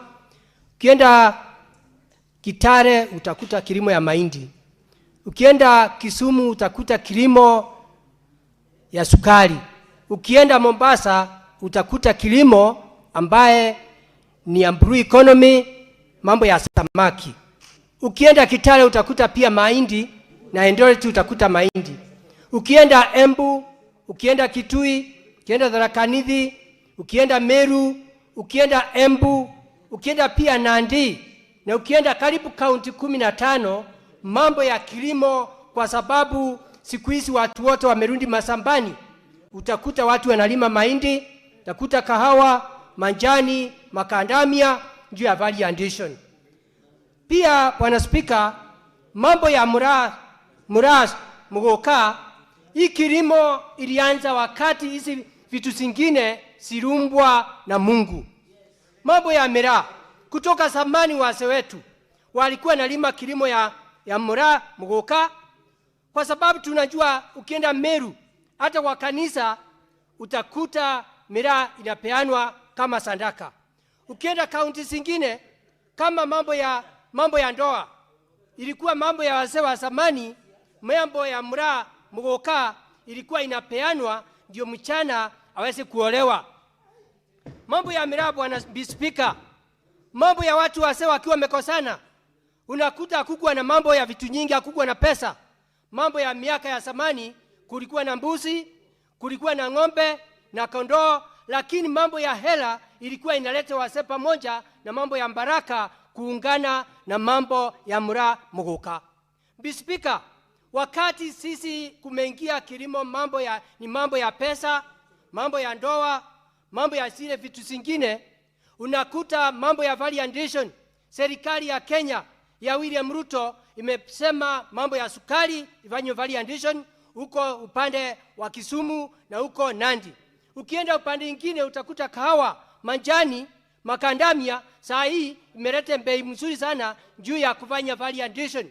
Kwa hiyo Bispika, mambo ya mraa mgoka katika kilimo yetu iko katika mazao ya kilimo, na ndio naona tunatetea, kwa sababu katika Embu County na kaunti zingine siku hizi umasikini umeondoka. Senator Cherargei, hold on, Senator Mudige. Senator Cherargei, what's your point of order?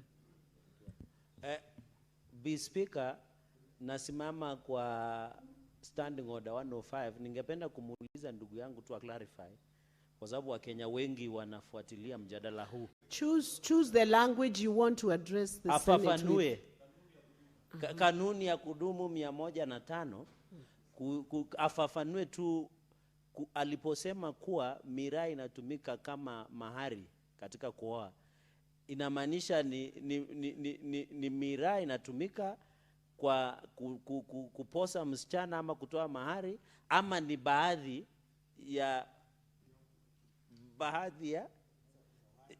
ya zawadi, ama ni mahari yenyewe? Ndio Wakenya waelewe. Nilitaka tu kwa heshima, si ati kumpinga, lakini afafanue sio hizi, kwa sababu sisi wote hatutoki jamii ya Waembu. Sisi wengine tunatoa ng'ombe, wengine tunatoa ngamia, wengine tunatoa mbuzi, wengine wanatoa pombe la mnazi. So ingekuwa vizuri Senator Mundigi kwa heshima atuelezee ni zawadi ama ni mahari yenyewe. Ndio leo wale wanataka kuwa wasichana wa Embu wajue tu ukishachukua miraa msichana ukapewa. Tafadhali Mheshimiwa Mundigi.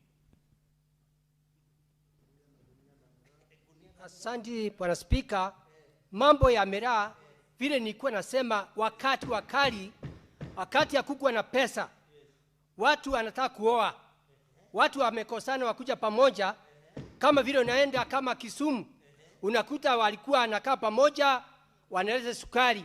Ukienda sehemu nyingine ilikuwa ni kama mambo ya mahindi. Hiyo ndio ilikuwa inafanyika katika wa miaka ya zamani wakati hakukuwa na pesa. na sasa hiyo kilimo wakati huu imegeuzwa ikawa ni mambo ya pesa, unapelekea mambo ya msichana na mambo ya mama ya msichana. Kwa hivyo hata kwa kanisa zamani kulikuwa inatolewa kama sandaka, siku hizi inatolewa kama sandaka na ni kama ni pesa. Kuna hoja ya nidhamu kutoka kwa Senator Manda, lakini naomba tafadhali tupunguze hizo hoja za nidhamu, zimekuwa nyingi ajabu.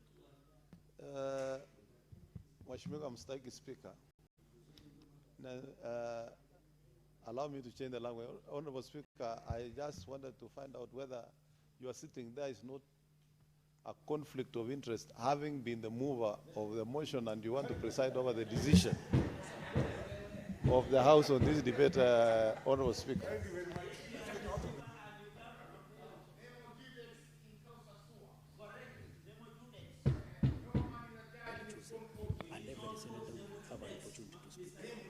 Honorable Senators, Senators. You know, when I asked the priest of the elders, you know, there are one or two things that I know which you don't know, Senator Mandago. You know, we are not making any decision now on this bill. You are just contributing. You'll have your time. Senator Faki will get your time. My work is just to manage the House. The way I'm doing. Senate.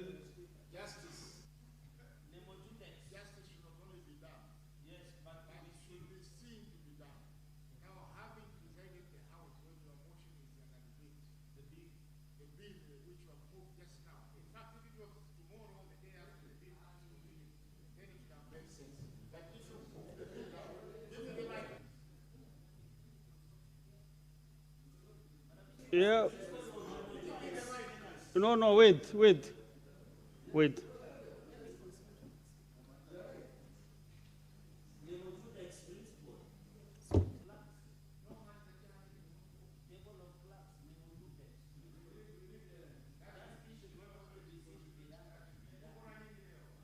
But listen, before even I make my decision, what you are requesting is procedural, has no basis, completely has no basis in law and procedure. Well, the chair is here, and this should be determined even in our standing orders. No, wait, why are you making, just sit down, have your seat. What I'm trying to explain is that by Kaduri Murungi chairing this session has nothing to do with the bill, because the bill you just debate. Are you intimidated by me when I'm here, or what is your problem? Chair, you know you are the mover of this bill. You moved this bill this afternoon. Now, it is not what you think. It is what the common man in the street thinks, that Senator Deputy Speaker Kaduri Murungi presided over the debate of his own bill.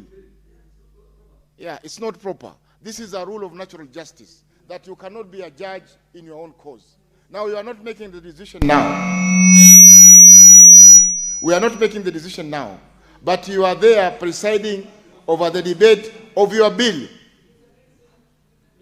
It is the same. This is natural justice. Senator Chalage. It is natural justice, Mr. Speaker.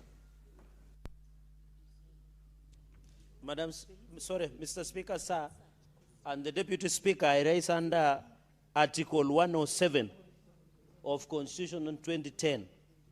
At any sitting of a House Parliament, the Speaker presides. In the absence of the Speaker, the Deputy Speaker presides. And in the absence of the Speaker and the Deputy Speaker and other members of the House elected by the House preside.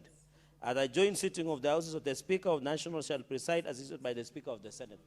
Mr. Speaker, the reading of Article 107, you are the Deputy Speaker of the Republic of Kenya of the Senate. So you are properly seated, because Article 107 of the Constitution is very clear. In fact, if our brothers rely on standing orders of the Senate, the President, and my brother who is a senior advocate in this country knows that the Constitution is...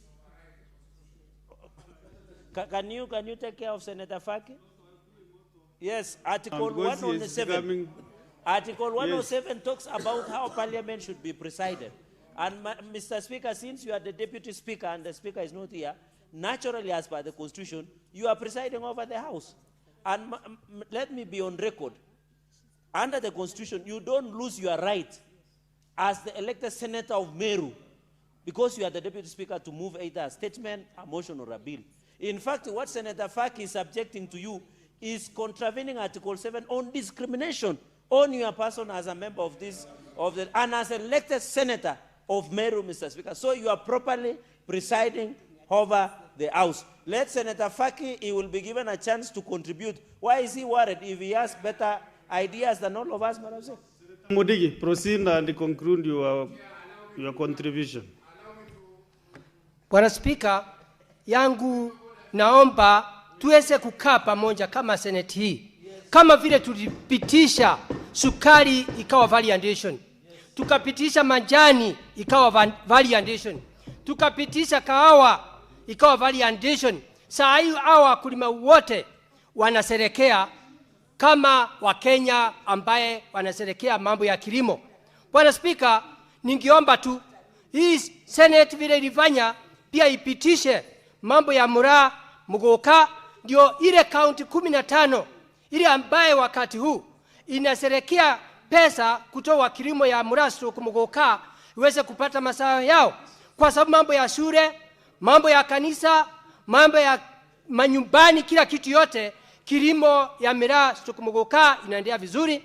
Na pia Bwana Spika, kama hii mambo yote itaendelea, utakuta economy ya counties, utakuta economy ya Kenya, kama vile tumeona serikali ya Kenya ya William Ruto ikifanya mambo ya mazao ingine. Hivyo tunamuomba hii bill tukipitisha pia apitishe ndio kilimo ya Mura Mugoka iweze kuendelea njia ile inafaa. Bwana Spika, mambo ya Mura stroke Mugoka yende ikawa watu wengine wanaweza kupinga, lakini naomba pia serikali kutoa hii kadhini na kadhino. Hiyo kakitu ni kama vile unaweza kunywa manjani nyingi ama unaweza kunywa kawa nyingi, inakusumbua akili, inakusumbua mwili. Kwa hivyo Bwana Spika, hii kitu ikipitishwa pia itafanywa research na serikali ya Kenya tuweze kuona kama inaweza kutoka dawa. Kwa sababu unajua Mura stroke Mugoka inaweza kutoa dawa mzuri sana. Pia Bwana Spika, mambo ya wine ambayo inaweza kutoka pale, mambo ya bigiji inaweza kutoka pale na vitu nyingi, na pia mambo ya majani ambaye inaweza kutengeneza ndio watu wakae vizuri. Na ninaomba Bwana Spika, mambo mengi hiyo ikifanyika kama itapita, utakuta nchi yetu ya Kenya ile county zote inalima hiyo mazao, itafaidika na njia ile inafaa. Kwa hivyo Bwana Spika, watu wengi wanapinga, watu wengine wanapinga, lakini ni kama ukienda kule Mombasa, hatunjawahi kusema samaki ni mbaya. Tukienda kona zingine, hatunjaweza kusema njani mbaya. Kwa hiyo Bwana Spika, mimi nikiwa senator wa Embu County, naomba hizi county zote zinalima hii mazao. County 15 itaserekea na njia inafaa, na pia umaskini itakuwa imeondoka katika nyumbani mwao. Kwa hiyo Bwana Spika, mimi nikiwa senator wa Embu County naunga mkono. Nikimalizia, naomba tukipitisha mbona tu serikali kuu iweze kushimba dams na mboho na kila kona zote, ndio tuweze kupata maji ya kunyeshia ile mmea. Na pia serikali itavute pia soko huko nje ya ng'ambo iwe variation. Kwa hiyo Bwana Spika, mimi nikiwa senator wa Embu County, Daktari Mundigi, naunga mkono. Asante Bwana Spika. Sasa tusikie alionayo senator wa Mombasa, Senator Mwinyi Haji Faki. Asante Mheshimiwa Spika, kwanza ni kusema kwamba mswada huu umekaa kwa muda mrefu na ni wazi kwamba ipo haja ya kumaliza mswada huu. Mheshimiwa Spika, zao la miraa na mgoka ni katika yale mazao ambayo yana ile kemikali ambayo inaitwa cathinone na cathine, ambazo kemikali hizi kulingana na Umoja wa Mataifa kuhusiana na masuala ya madawa zimewekwa katika ibara ya kwanza, yani schedule 1 katika sheria ya Umoja wa Mataifa inahusiana na masuala ya madawa ya kulevya, na katika nchi yetu ya Kenya imewekwa katika class C ya madawa ya kulevya. Kwa hivyo hizi kemikali mbili ambazo ziko katika mmea wa miraa na mmea wa mugoka ni kemikali ambazo zimepigwa marufuku kimataifa kwa sababu zina madhara kwa wale watumizi wa madawa haya wa vitu hivyo. Kwa hivyo hii cathine na cathinone ni sawa na ile ambayo iko katika zao la bangi, cannabis sativa. Bangi pia ina kemikali hizi. Kwa hivyo iwapo tutakuwa tunafungulia miraa na mugoka ama kuondoa kemikali hizi mbili katika mambo ya madawa, ina maana kwamba bangi pia itakuwa imeingia katika uhalali. Tunaweza kuvuta bangi kwa sababu bangi pia ni mmea. Tukiangalia sehemu fulani za Mount Kenya bangi inakuzwa kwa wingi, lakini msituni kwa sababu ni zao ambalo limepigwa marufuku. Kwa hiyo Mheshimiwa Spika, ni masikitiko kwamba nakada pamoja na polisi hawajaweza kuanza kushika watu kwa kukeuka sheria inahusiana na madawa ya kulevya, hususan zao la miraa na zao la mugoka. Mheshimiwa Spika, iwapo tutafungulia cathinone na cathine, kuna zile synthetic ambazo ni za kutengenezwa katika maabara na nyinginezo ambazo pia zina kemikali kama hizi, zitaweza pia kuruhusiwa kuingia katika nchi yetu. Hivyo basi itakuwa ni madawa ya kulevya ambayo yanatumiwa kwa urahisi na yatapatikana kiurahisi ili kuweza kudhuru afya za jamii zetu. Mheshimiwa Spika, katika soko la kimataifa miraa mara nyingi inakwenda sehemu za Yemen na sehemu nyingine chache, lakini sehemu nyingi hata hapa Tanzania, Mheshimiwa Spika, miraa imepigwa marufuku. Ukishikwa na miraa Tanzania ni kama ambaye umeshikwa na madawa makubwa ya kulevya kama hapa tunayotumia zile cocaine na nyinginezo, na unaweza kufungwa maisha katika nchi ya Tanzania. Ukenda Uganda pia Mheshimiwa Spika, miraa imepigwa marufuku. Kwa hiyo Mheshimiwa Spika, sio Kenya peke yake, ni Kenya peke yake ambayo inaruhusu ukuzaji na uuzaji wa miraa, lakini kimataifa sehemu nyingi miraa imepigwa marufuku. Na ukifika sehemu nyingine Mheshimiwa Spika, waweza kuhukumiwa kifo kwa sababu ya zao hili ambalo utakuwa umelibeba. Mheshimiwa Spika, zao hili likiruhusiwa kama linavyoruhusiwa sasa, ni kwamba tunaingiliana na ile hali ya afya ya akili kwa watu wengi. Katika hii kemikali ya cathinone na cathinone kuna ile inaitwa dopamine, ambao dopamine ikichanganyika na serotonin, hizo zote ni kemikali ambazo ziko katika mwili wa binadamu, zinapatikana katika cathinone na cathinone. Zikichanganyika Mheshimiwa Spika, zinaleta madhara ya akili. Madhara ya akili kwa sababu cathinone inaongeza uzalishaji wa serotonin katika mwili, na dopamine pia Mheshimiwa Spika inatokamana na hii cathinone, ambayo hizo mbili zikishikana Mheshimiwa Spika, maradhi ya akili yanakuja moja kwa moja. Kwa hiyo Mheshimiwa Spika, iwapo tutakubali mswada huu ni kuwa tunahalalisha ulanguzi pia na vile vile matumizi ya madawa ya kulevya ambayo yatakuwa na athari kubwa kwa jamii zetu na nchi zetu. Mheshimiwa Spika, kwa mji wa Mombasa, kwa kaunti ya Mombasa, kwa siku Mheshimiwa Spika, watu wanatumia shilingi milioni 75.6 kwa matumizi ya miraa na mugoka. Pesa hizi Mheshimiwa Spika zinakuwa kwa mwaka mzima na karibu bilioni 7. Na ukiangalia Mheshimiwa Spika, wale wanaotumia madawa haya sio watu ambao ni matajiri ama ni watu wenye kujiweza, la, ni watu ambao wengi Mheshimiwa Spika ni walala hoi, na hii imesababisha kusambaratika kwa jamii. Wengi nyumba zao zimevunjika, watu wameweza kupata talaka kupeana talaka na kukimbia, ukosefu wa kazi Mheshimiwa Spika, ukosefu wa usalama na kusambaratika kwa jamii katika maeneo hayo. Ukiangalia Mheshimiwa Spika, sehemu za Lamu, miraa inalakiwa kwa shangwe.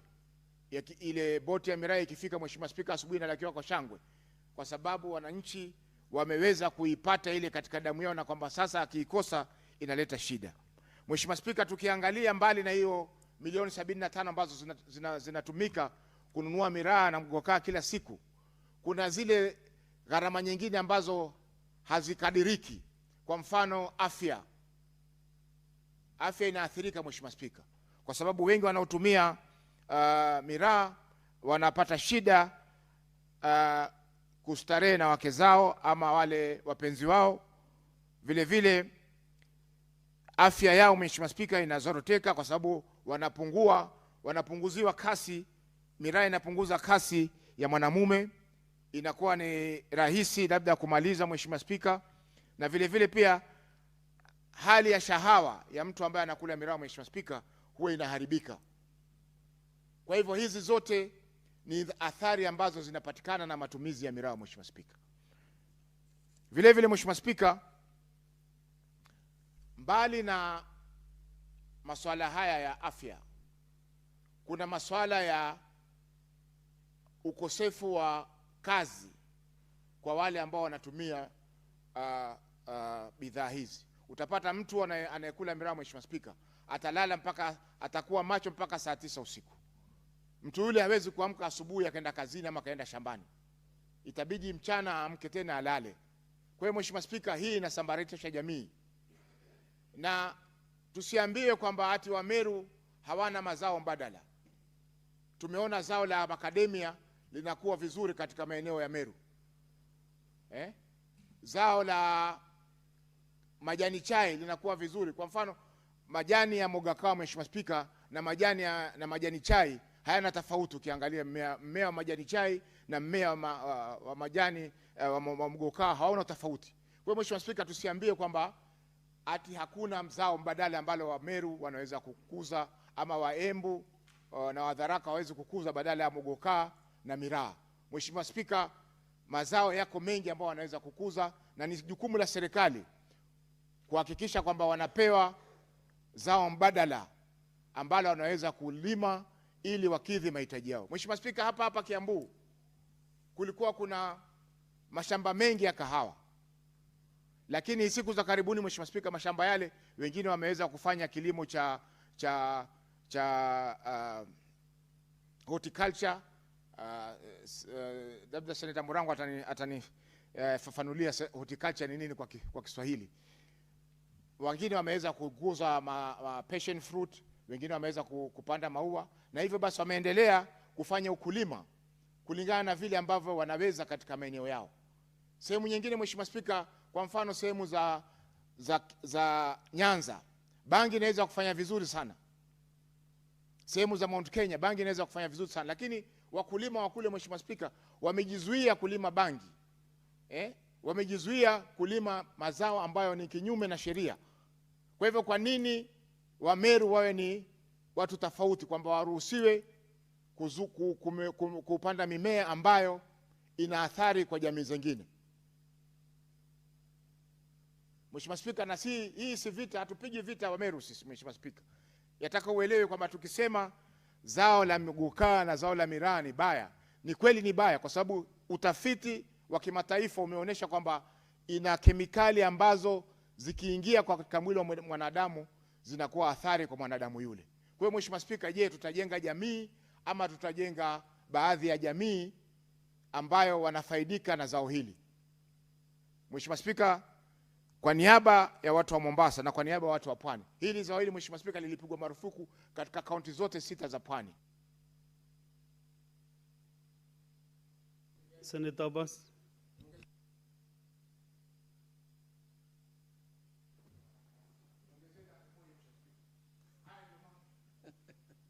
Seconds. Conclude. Zao hili lilipingwa sio Mombasa peke yake, mpaka Nakuru Mheshimiwa Spika. Nairobi hapa maeneo ya Isli Mheshimiwa Spika, watu waliandamana kupinga zao hili. Kwa hivyo sisi hatusemi kwamba watu wa Meru wanyimwe nafasi ya kupata pesa, lakini kupata pesa kwa njia ambayo si halali, Mheshimiwa Spika, hiyo haikubaliki.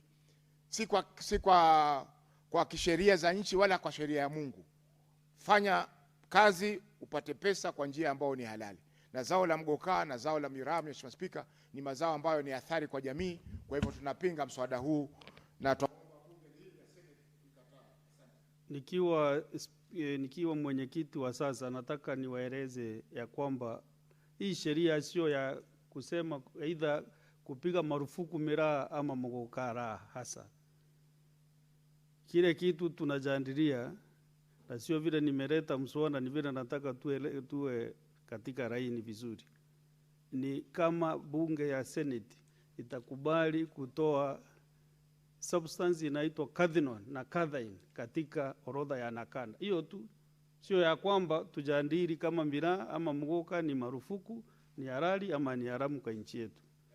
Ndio nataka tuwe tunaelewana namna hiyo. Senator Abbas. Senator Abbas.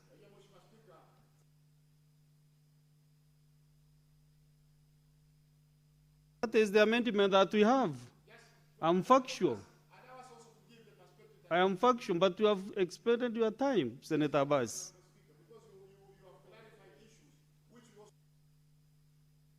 Abbas, proceed. Okay.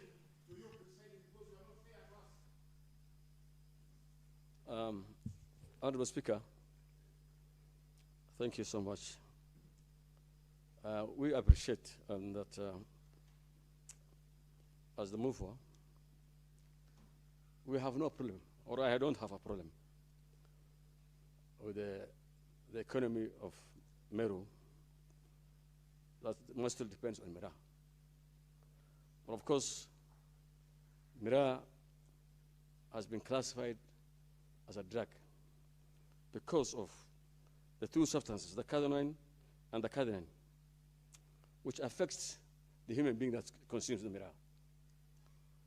Honorable Speaker, I come from a region that miraa is actually highly used and chewed. But of course, if we look at the cost-benefit analysis, as much as the growers are getting a lot of money, the consumers are actually so much at disadvantage, and it affects them so much. Honorable Speaker, miraa, actually, botanical name is called the Callas adulis. They call it miraa, they call it makwiny, and many other names. It's only grown in 3 regions here: Meru, and Kenya, Ethiopia, and Yemen.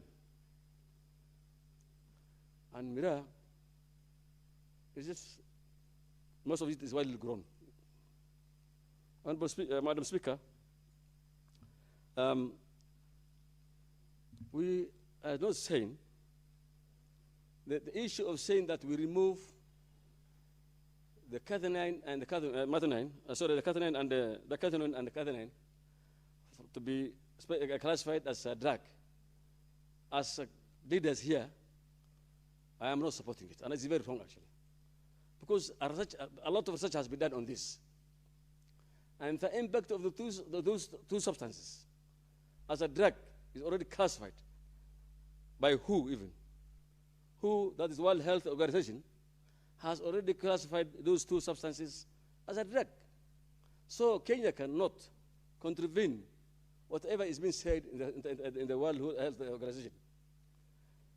This drug, Madam Speaker, affects, I can read for you 1 or 2 things, if you allow me, for the purpose of record. It's actually a stimulant. And in the long run, Madam Speaker, the effect is that it causes depression. When somebody eats miraa, Madam Speaker, and by the way, let me be honest in this house.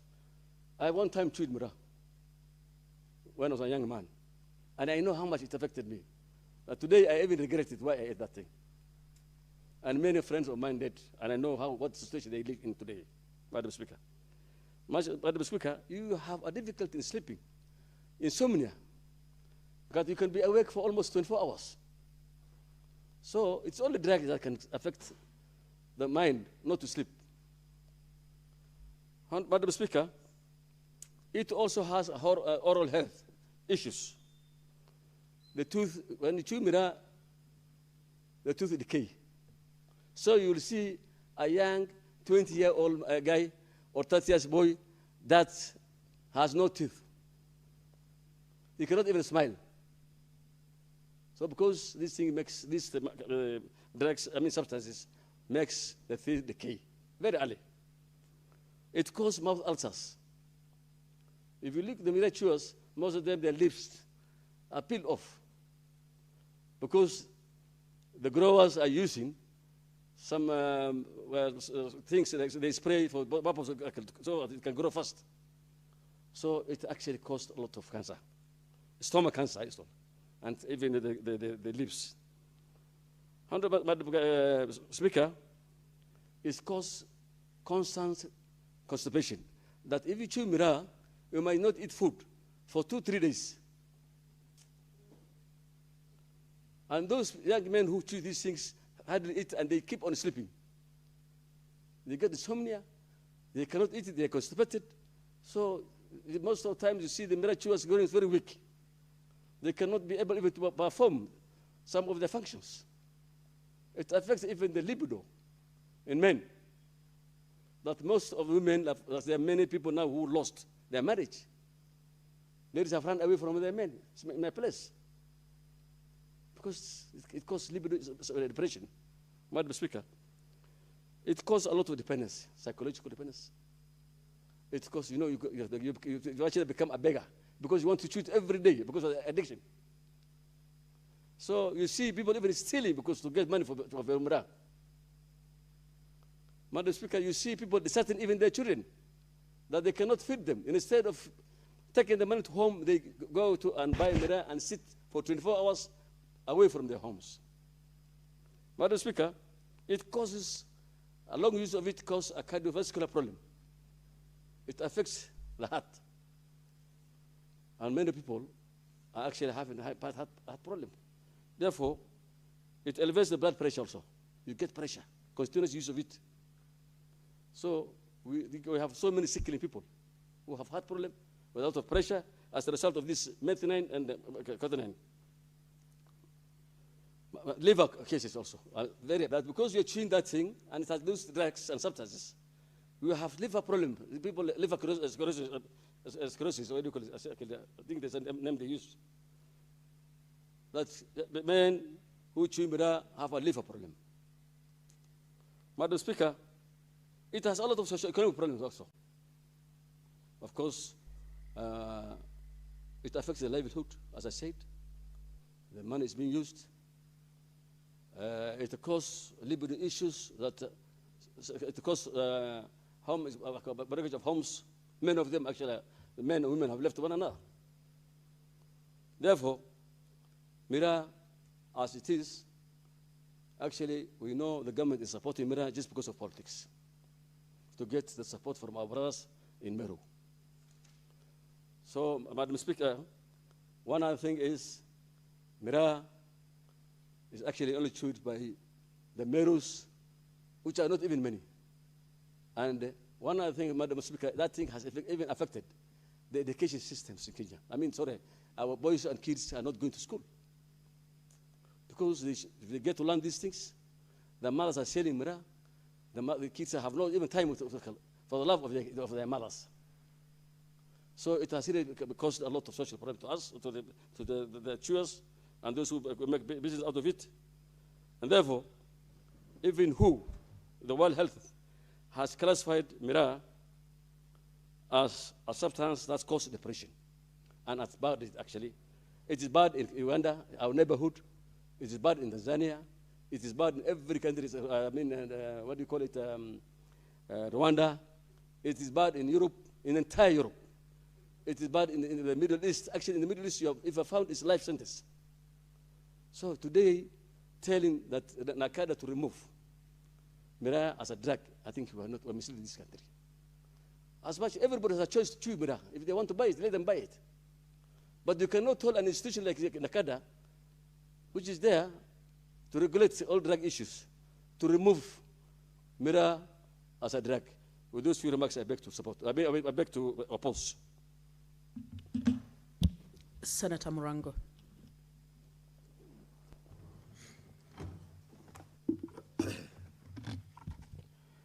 Asante sana Mr. Speaker. Nadhani kama endelezo la kiimani nitaanza kwa kusoma Wagalatia 5 mstari wa 23. Inasema likikataa usawa na udhibiti binafsi sio kupita kiasi ili kuepuka tamaa na uharibifu. Mr. Speaker, kila kitu kwa kiasi. Kila kitu kwa kiasi. Na kila kitu kikizidi kiasi, kila kitu kinakuwa sumu. Mr. Speaker, hata ngono ikizidi na ifanywe kiholela inakuwa sumu. Mr. Speaker,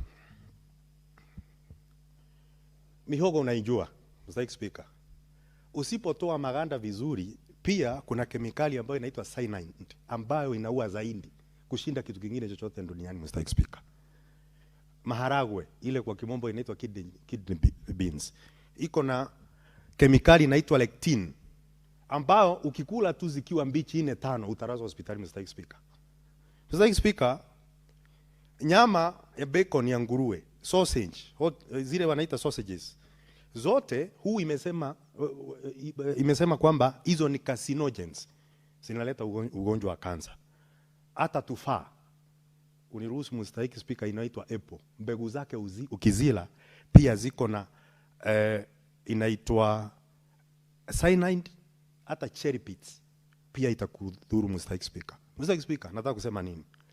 Ya kwamba hatuwezi kudhibiti mmea mmoja kwa sababu ya kasoro moja ambayo watu wanasema iko nayo. Mr. Speaker, hata saa hii nasema hivyo kwa sababu kuna ukimwi, wanaume wanaoa, wanawake wanaolewa. Barabarani kuna ajali, Mr. Speaker, na bado tunasafiri na tunatembea. Kwa hivyo ni kila kitu kwa kiasi, Mr. Speaker, na unajua vifo vingi sana haswa Kenya hii, vifo vingi sana vinaletwa na uvutaji wa sigara. Mbona leo hatuja kuja kudhibiti ukuzaji wa tumbaku, Mr. Speaker? Na hilo liko wazi kwa kila mtu kwamba uvutaji wa sigara ndio unaua watu wengi sana duniani. Na niko na hesabu, Mr. Speaker, katika jadwali nilo nalo hapa, Mr. Speaker, ya kwamba wale wanaougua na kufa kwa sababu ya kuvuta sigara, kwa sababu ya kupumua, ni 40%. Na usisahau, Mr. Speaker, uvutaji wa sigara unaua watu 12,000 kushinda kitu chochote katika nchi ya Kenya. Kuna kansa inakuwa ni 31.4 nchini. Kifua kikuu 13.4. Cardiovascular, magonjwa ya moyo 11.2.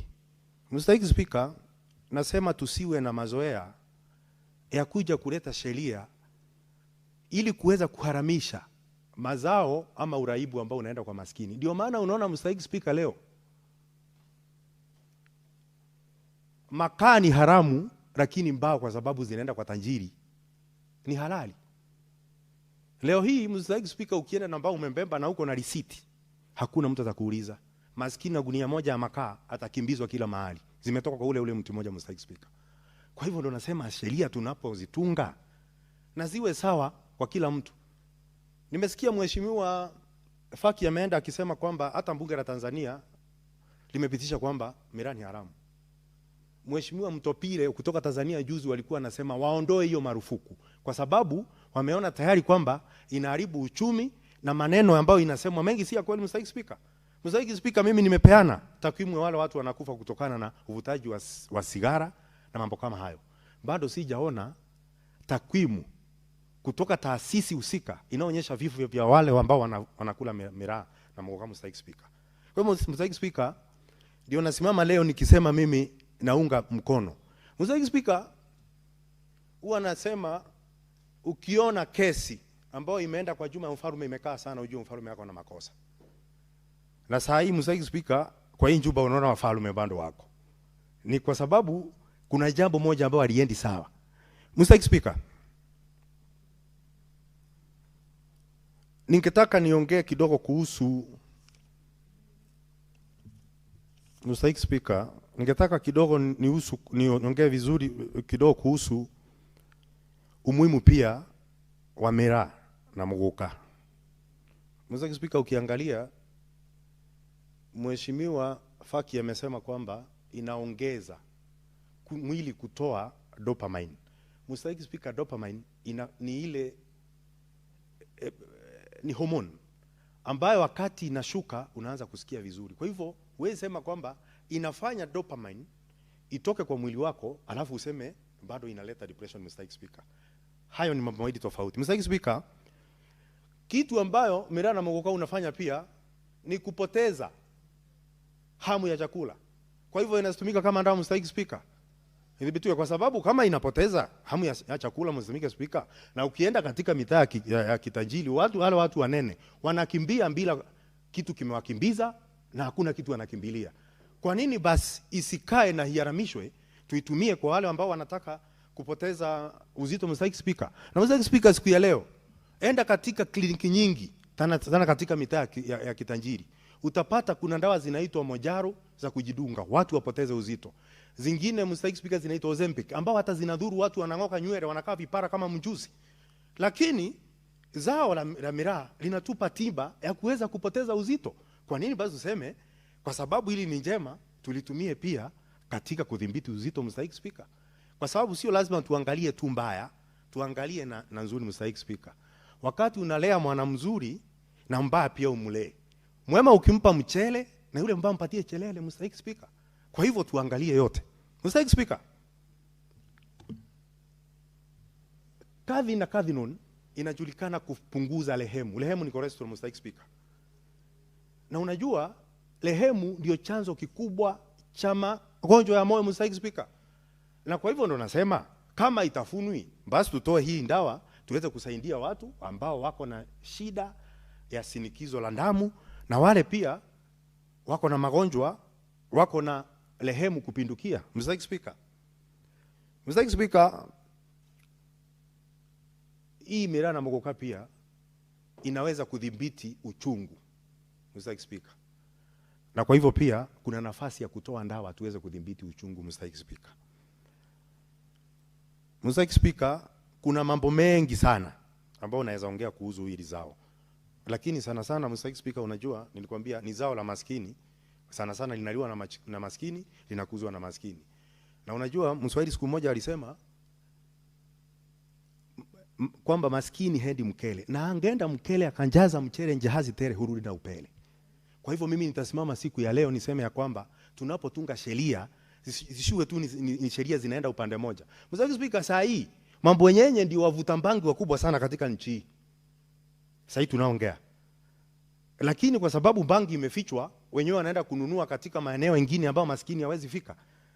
Lakini kwa sababu wengine lazima yatumie kwa shida tofauti tofauti, wanaenda pule, Mr. Speaker. Hata saa hii tukiharamisha miraa itaanza kulimwa kama bangi.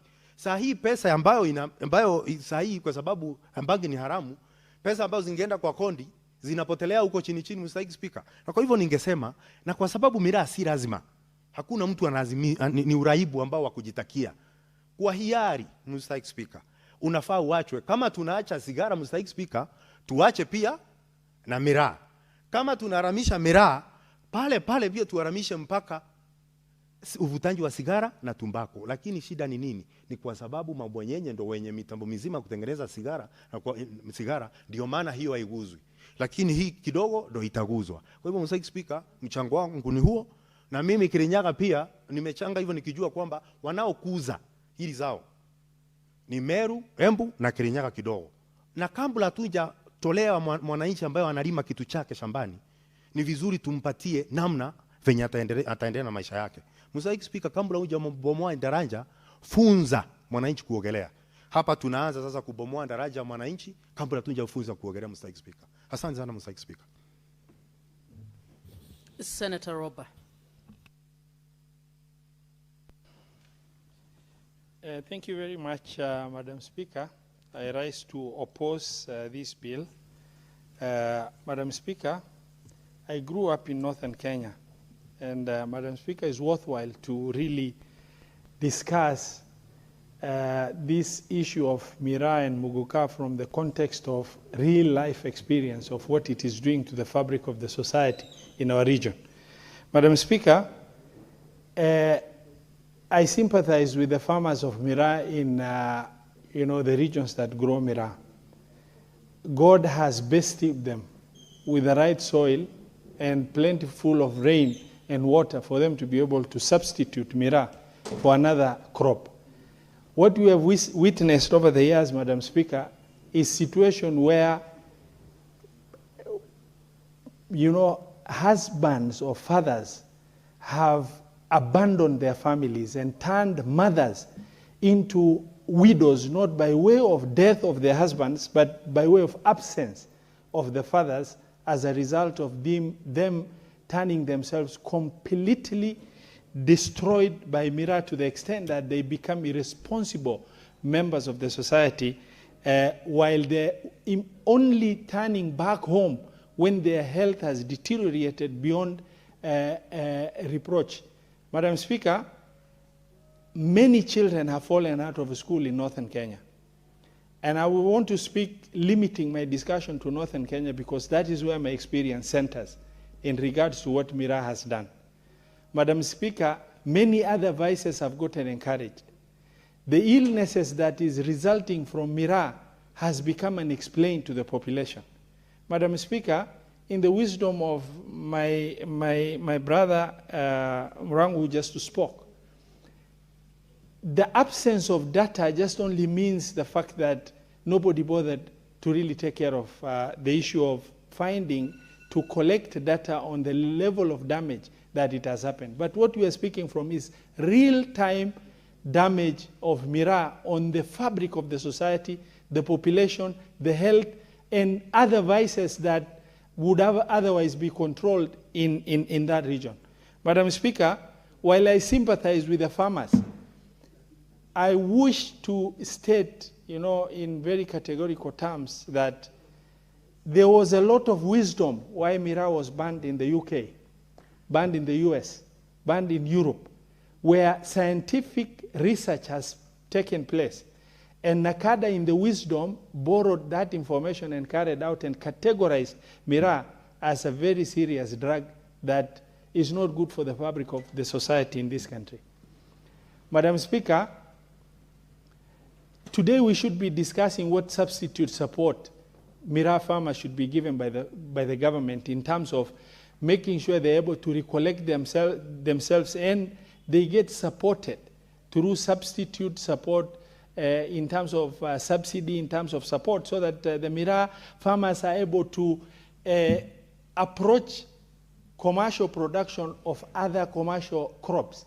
Where Miraa does well, macadamia does well, coffee does well, tea does well, and avocados does well. It's not like there is no alternative, Madam Speaker. Now, encouraging a drug that has destroyed the fabric of the society into complete, loss of education, loss of parenthood, and even worse, Madam Speaker, the experience we've seen is reduction, very serious effect on libido in men, where those men that are abusing, completely Miraa have become more or less impotent in the context of family structure. Madam Speaker, I believe with conviction that my brother, Senator Kathuri, has sponsored this bill in support of the economic activity of Miraa farmers in the region. And he had the wisdom to support. Now, unfortunately, we all represent different regions with different interests. While Miraa remains unbanned in this country, the abuse will continue. We may not have the power to stop people from consuming. We may not have the power to stop Miraa from being moved from Meru to Mandera County. But it is very critical that we keep on talking about this reality, because the eventual reality is coming to roost, and it has already done. I am not speaking about the Somali community that consumes Miraa in northern Kenya. Equally, the Meru Embu consumers have gotten affected in the same context. It is not selective, it's a drug.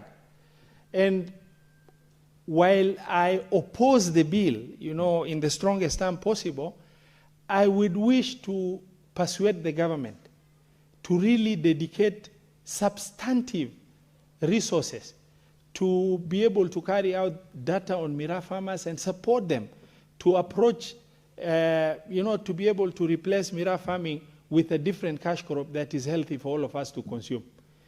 I do not want, because people are watching us nationally, I do not want Kenyans to really feel that maybe as leaders we are pitting regions against regions. No, we are not. Our brothers, the Meru, our neighbors, we have a lot of respect for them. The sponsor of this bill is one of the leaders that I have a lot of respect for.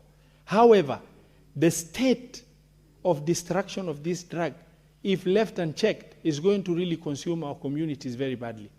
While I agree too much of everything, this one is not too much. You start a little bit and family structure is destroyed. And that is the problem that has, we've witnessed over the years as we grew up in our region. We've seen, you know, single mothers, not because the husbands have died or they're just absent from their life. And children have failed to go to school. The women have turned up carrying the burden of family structure because the husbands are nowhere to support them. Madam Speaker, I know, you know, there are many other vices that ought to be banned. Maybe the Miraa is not an exception in the context of other vices. However, Madam Speaker, there was a lot of wisdom in Nakada categorizing Miraa as a drug. There is more scientifically supported wisdom in developed countries that had the capacity to do thorough research on Miraa to classify Miraa as a drug unwanted in UK, unwanted in the US, unwanted in Europe, unwanted in the Arab world because of the destructive nature of this drug. Madam Speaker, I beg to oppose this motion and request the government to look into alternative means of supporting the Miraa farmers to be able to approach or try and substitute Miraa farming with other cash crops, because the regions that grow Miraa are also the regions that, by wisdom of God, Almighty Allah, are blessed with rightful amount of rainfall, arable land that is able to support the right meteorological weather condition, year-round, favorable temperatures to be able to substitute the drugs. Madam Speaker, I oppose. Senator Nyamo. Thank you, Madam Speaker. I've been listening to contributions by my colleagues, and they seem to miss one thing. This amendment seeks to address the fact that despite Miraa being consumed every other day, because my colleagues seem to say based on the effects of Miraa on other people, so cathinone and cathin should not be removed from the schedule of being under banned substances in the Narcotics and Psychotropic Act, Madam Speaker. But Miraa is still under consumption, despite the classification. What is mostly affected, Madam Speaker, it is the value addition. Because investors in this crop are not able to get licenses to add value to the crop because of the classification. As it stands, the consumption is still constant, but who suffers most is the people who want to add value.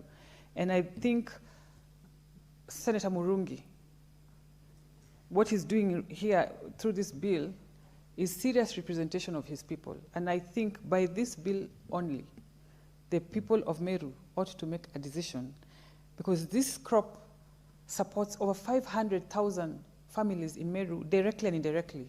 We have transporters, we have traders, and this is what forms the basis of their livelihood.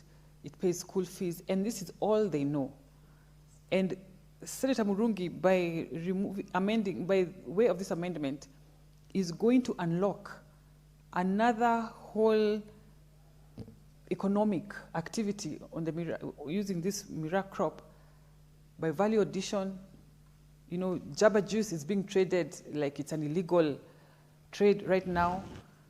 There is all this stigma on the Meru people who trade on Mira because they look like they are dealing with an illegal crop. Yet, it is by all means, and even under the Crops Act 2013, it is scheduled as a legal crop. And this is a contradiction that this bill seeks to remove. So if you stand here before this House and say that Mira is being abused, whether we pass this amendment or not, Mira will continue to be abused by other people, just like alcohol is being abused by some people. I consume Mira personally. I don't abuse Mira. I do it maybe once in a month, and it is one of those small pleasures of life, Madam Speaker. And just like any other thing, substance that risks being abused, Mira is one of those. So I do not support that we should stand here today and list reasons why or how Mira is being abused in some areas as reasons why we should not declassify cathinone and cathin from the narcotics and psychotropic substances, Madam Speaker. And the World Health Organization, in their studies, they have clearly stated that it is not prone to abuse and the dependency is low. That is science, Madam Speaker. And if that's what science says, then it explains that those who are stuck in the habit are simply abusing it. I want to support, just based on the fact that it is a pillar, an economic pillar, particularly in Meru, in the Nyambene area, just on those grounds, that we unlock this value addition that they are seeking to be engaged in, because as of now, you cannot get licensed to process Mira. You have to do it chini ya maji, so to speak. So this House must legislate with courage and with clarity. It is not about stories and experiences of those maybe jobless youth who fall victim to many other practices, which in the first place they should not even be engaging in, and unlock, as I have said before,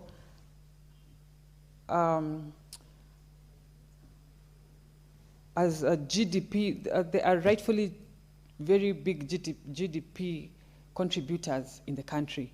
On one hand, we support the crop and the trade. On the other hand, we are collecting taxes from them. On the other hand, we are curtailing the whole ecosystem of Mira by having contradictory laws. We are telling farmers on one hand, grow the crop. And on the other hand, we're telling investors, you cannot process it. And so it is in our hands, this bill, luckily. I want to urge Senator Murungi, lobby members in this House so that we pass this amendment. It is going to bring a great difference in the Mira industry. It is going to bring employment for our youth.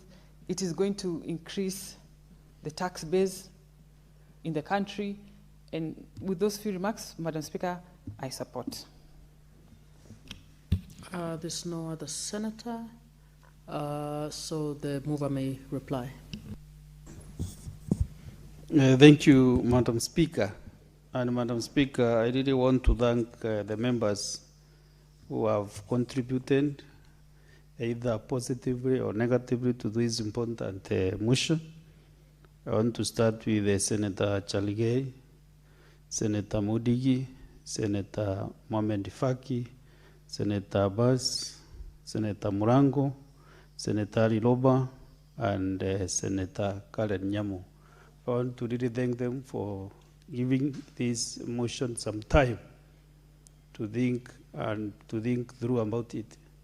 But Madam Speaker, what I have seen, most of the members, those maybe who are not supporting, they don't understand what I'm trying to seek. And I really explained for more than almost 30 minutes the justification. You know, most of the members are discussing whether miraa should be banned from Kenya from being used in Kenya. That is not the issue. Miraa already is a scheduled crop in the Crop Act 2013. So there is no way, we have no powers unless if somebody will go to amend that section so that it is not a scheduled crop, then miraa will not benefit. Even before 2013, miraa chewing was not illegal. Miraa has been consumed since, I don't know, the creation. Therefore, Madam Speaker, the issue that honorary members have not understood is that we are either agreeing or disagreeing that miraa should be, the bill intends to amend the Narcotics, Drugs and Psychotropic Substances Control Act to remove a substance called cathinone and cathine as naturally found in miraa crop from the classification of psychotropic substances. Cathinone and cathine occurring naturally in the miraa plant is very, very different with that what has been categorized in Schedule 2 as psychotropic substances, as cathinone and cathine. If you go and produce cathinone and cathine in a lab, that is a drug. That is what we are agreeing with that. But the cathinone and cathine occurring in its natural state in miraa, natural state, because if that twig, if you keep it for more than 12 hours, that cathinone and cathine will go. You will not find it. So researchers have found that this crop, the cathinone and cathine, is not harmful at all to the human body. But as many members have contributed and have expressed themselves, if you take in excess, I think that is what is happening in the northeastern. If you take this, anything you take in excess, of course it will have an effect on you, on your body. And that is why in Kiswahili, Murango was trying to say, Senator Murango, use everything in moderation. If you drink a lot of tea, a lot of milk, you know it will affect your belly, it will affect you. But anything you use in moderation. Senator Cullen, I'm happy that you really support this bill, and you chew even once per month, and you have it has no effect on you. I do it almost weekly or maybe after 2 weeks, even sitting on that chair, Madam Speaker. I've never made any irrational determination or sitting there or whatever I've been doing for the rest of my life, because I use in moderation. Therefore, Madam Speaker, the amendment that I'm seeking, I hope I'll be able to convince more members, and I can see I'll be able to get the required numbers to pass this bill at the second reading during the voting. So, Madam Speaker, I want to really request many people to be patient. I know they've been waiting a bit, and Cullen will really understand, Senator Cullen will really understand. What we are trying to do is actually to make sure that we don't take a lot of miraa to Northeastern, to Mandera, to Garissa, to Ajia. Once we start value addition, we will have no miraa left to take outside the Meru. Even for local consumption will be difficult because we want to open another level. Now we are going on a value addition. So we do wine, we do juice, we do I said again, tea bags, so that people even can stream, can shed weight through that. You know, people are taking nettle grass, wheating grass, yeah, these hibiscus, so that they can be able to use healthy drinks. Miraa also will be healthy drinks so that it can help control the weight that we have, Madam Speaker. So what we are trying to see is, and to convince members, is if we allow Nakanda to remove these cardinal and cathine from the scheduled list of narcotics, Madam Speaker, we will be able to do now valuation. Whether you want to take the wine or not, it's up to you. Even now we have so many wine shops in this republic. Not everybody goes to that shop to pick and brought of wine. Because if you don't partake it, you don't go to the shop. There are so many bars in this country. If you drink beer, you'll go to the bar and drink. So that is what we are saying. Allow Nakanda to remove these substances from the list so that now we can do valuation. And have, instead of Mera going to Northeastern, let that Northeastern people, if you want to buy wine from the shop. Buy juice from the shop. I think that will be a good idea, the Senator and good Senator for Mandera County. Because what we are going to do is to mop out all Mira which is being transported out of Meru. We do valuation and market our products in Kenya and outside this country, Madam Speaker. There is a lot of wine coming from South Africa. How do they make their wine? You don't know. You don't know. Yeah? People are buying every day. So that is the route that we want to take. So, Madam Speaker, with all these remarks, I really beg to reply, and I beg to move and request that the putting of the question be deferred to a later date pursuant to Standing Order 66.3. It is so deferred. Next order.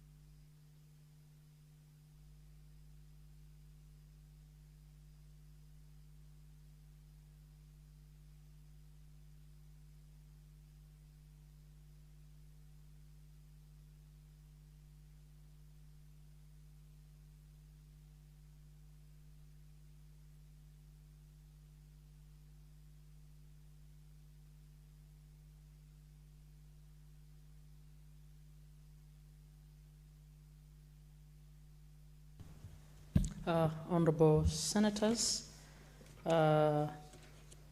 because of absence of movers, we are deferring orders number 11 to 16, order number 18, orders number 20 to 37. Honorable Senators, there being no other business on order paper, the Senate stands adjourned until tomorrow, Wednesday, 6th May 2026 at 9:30 a.m.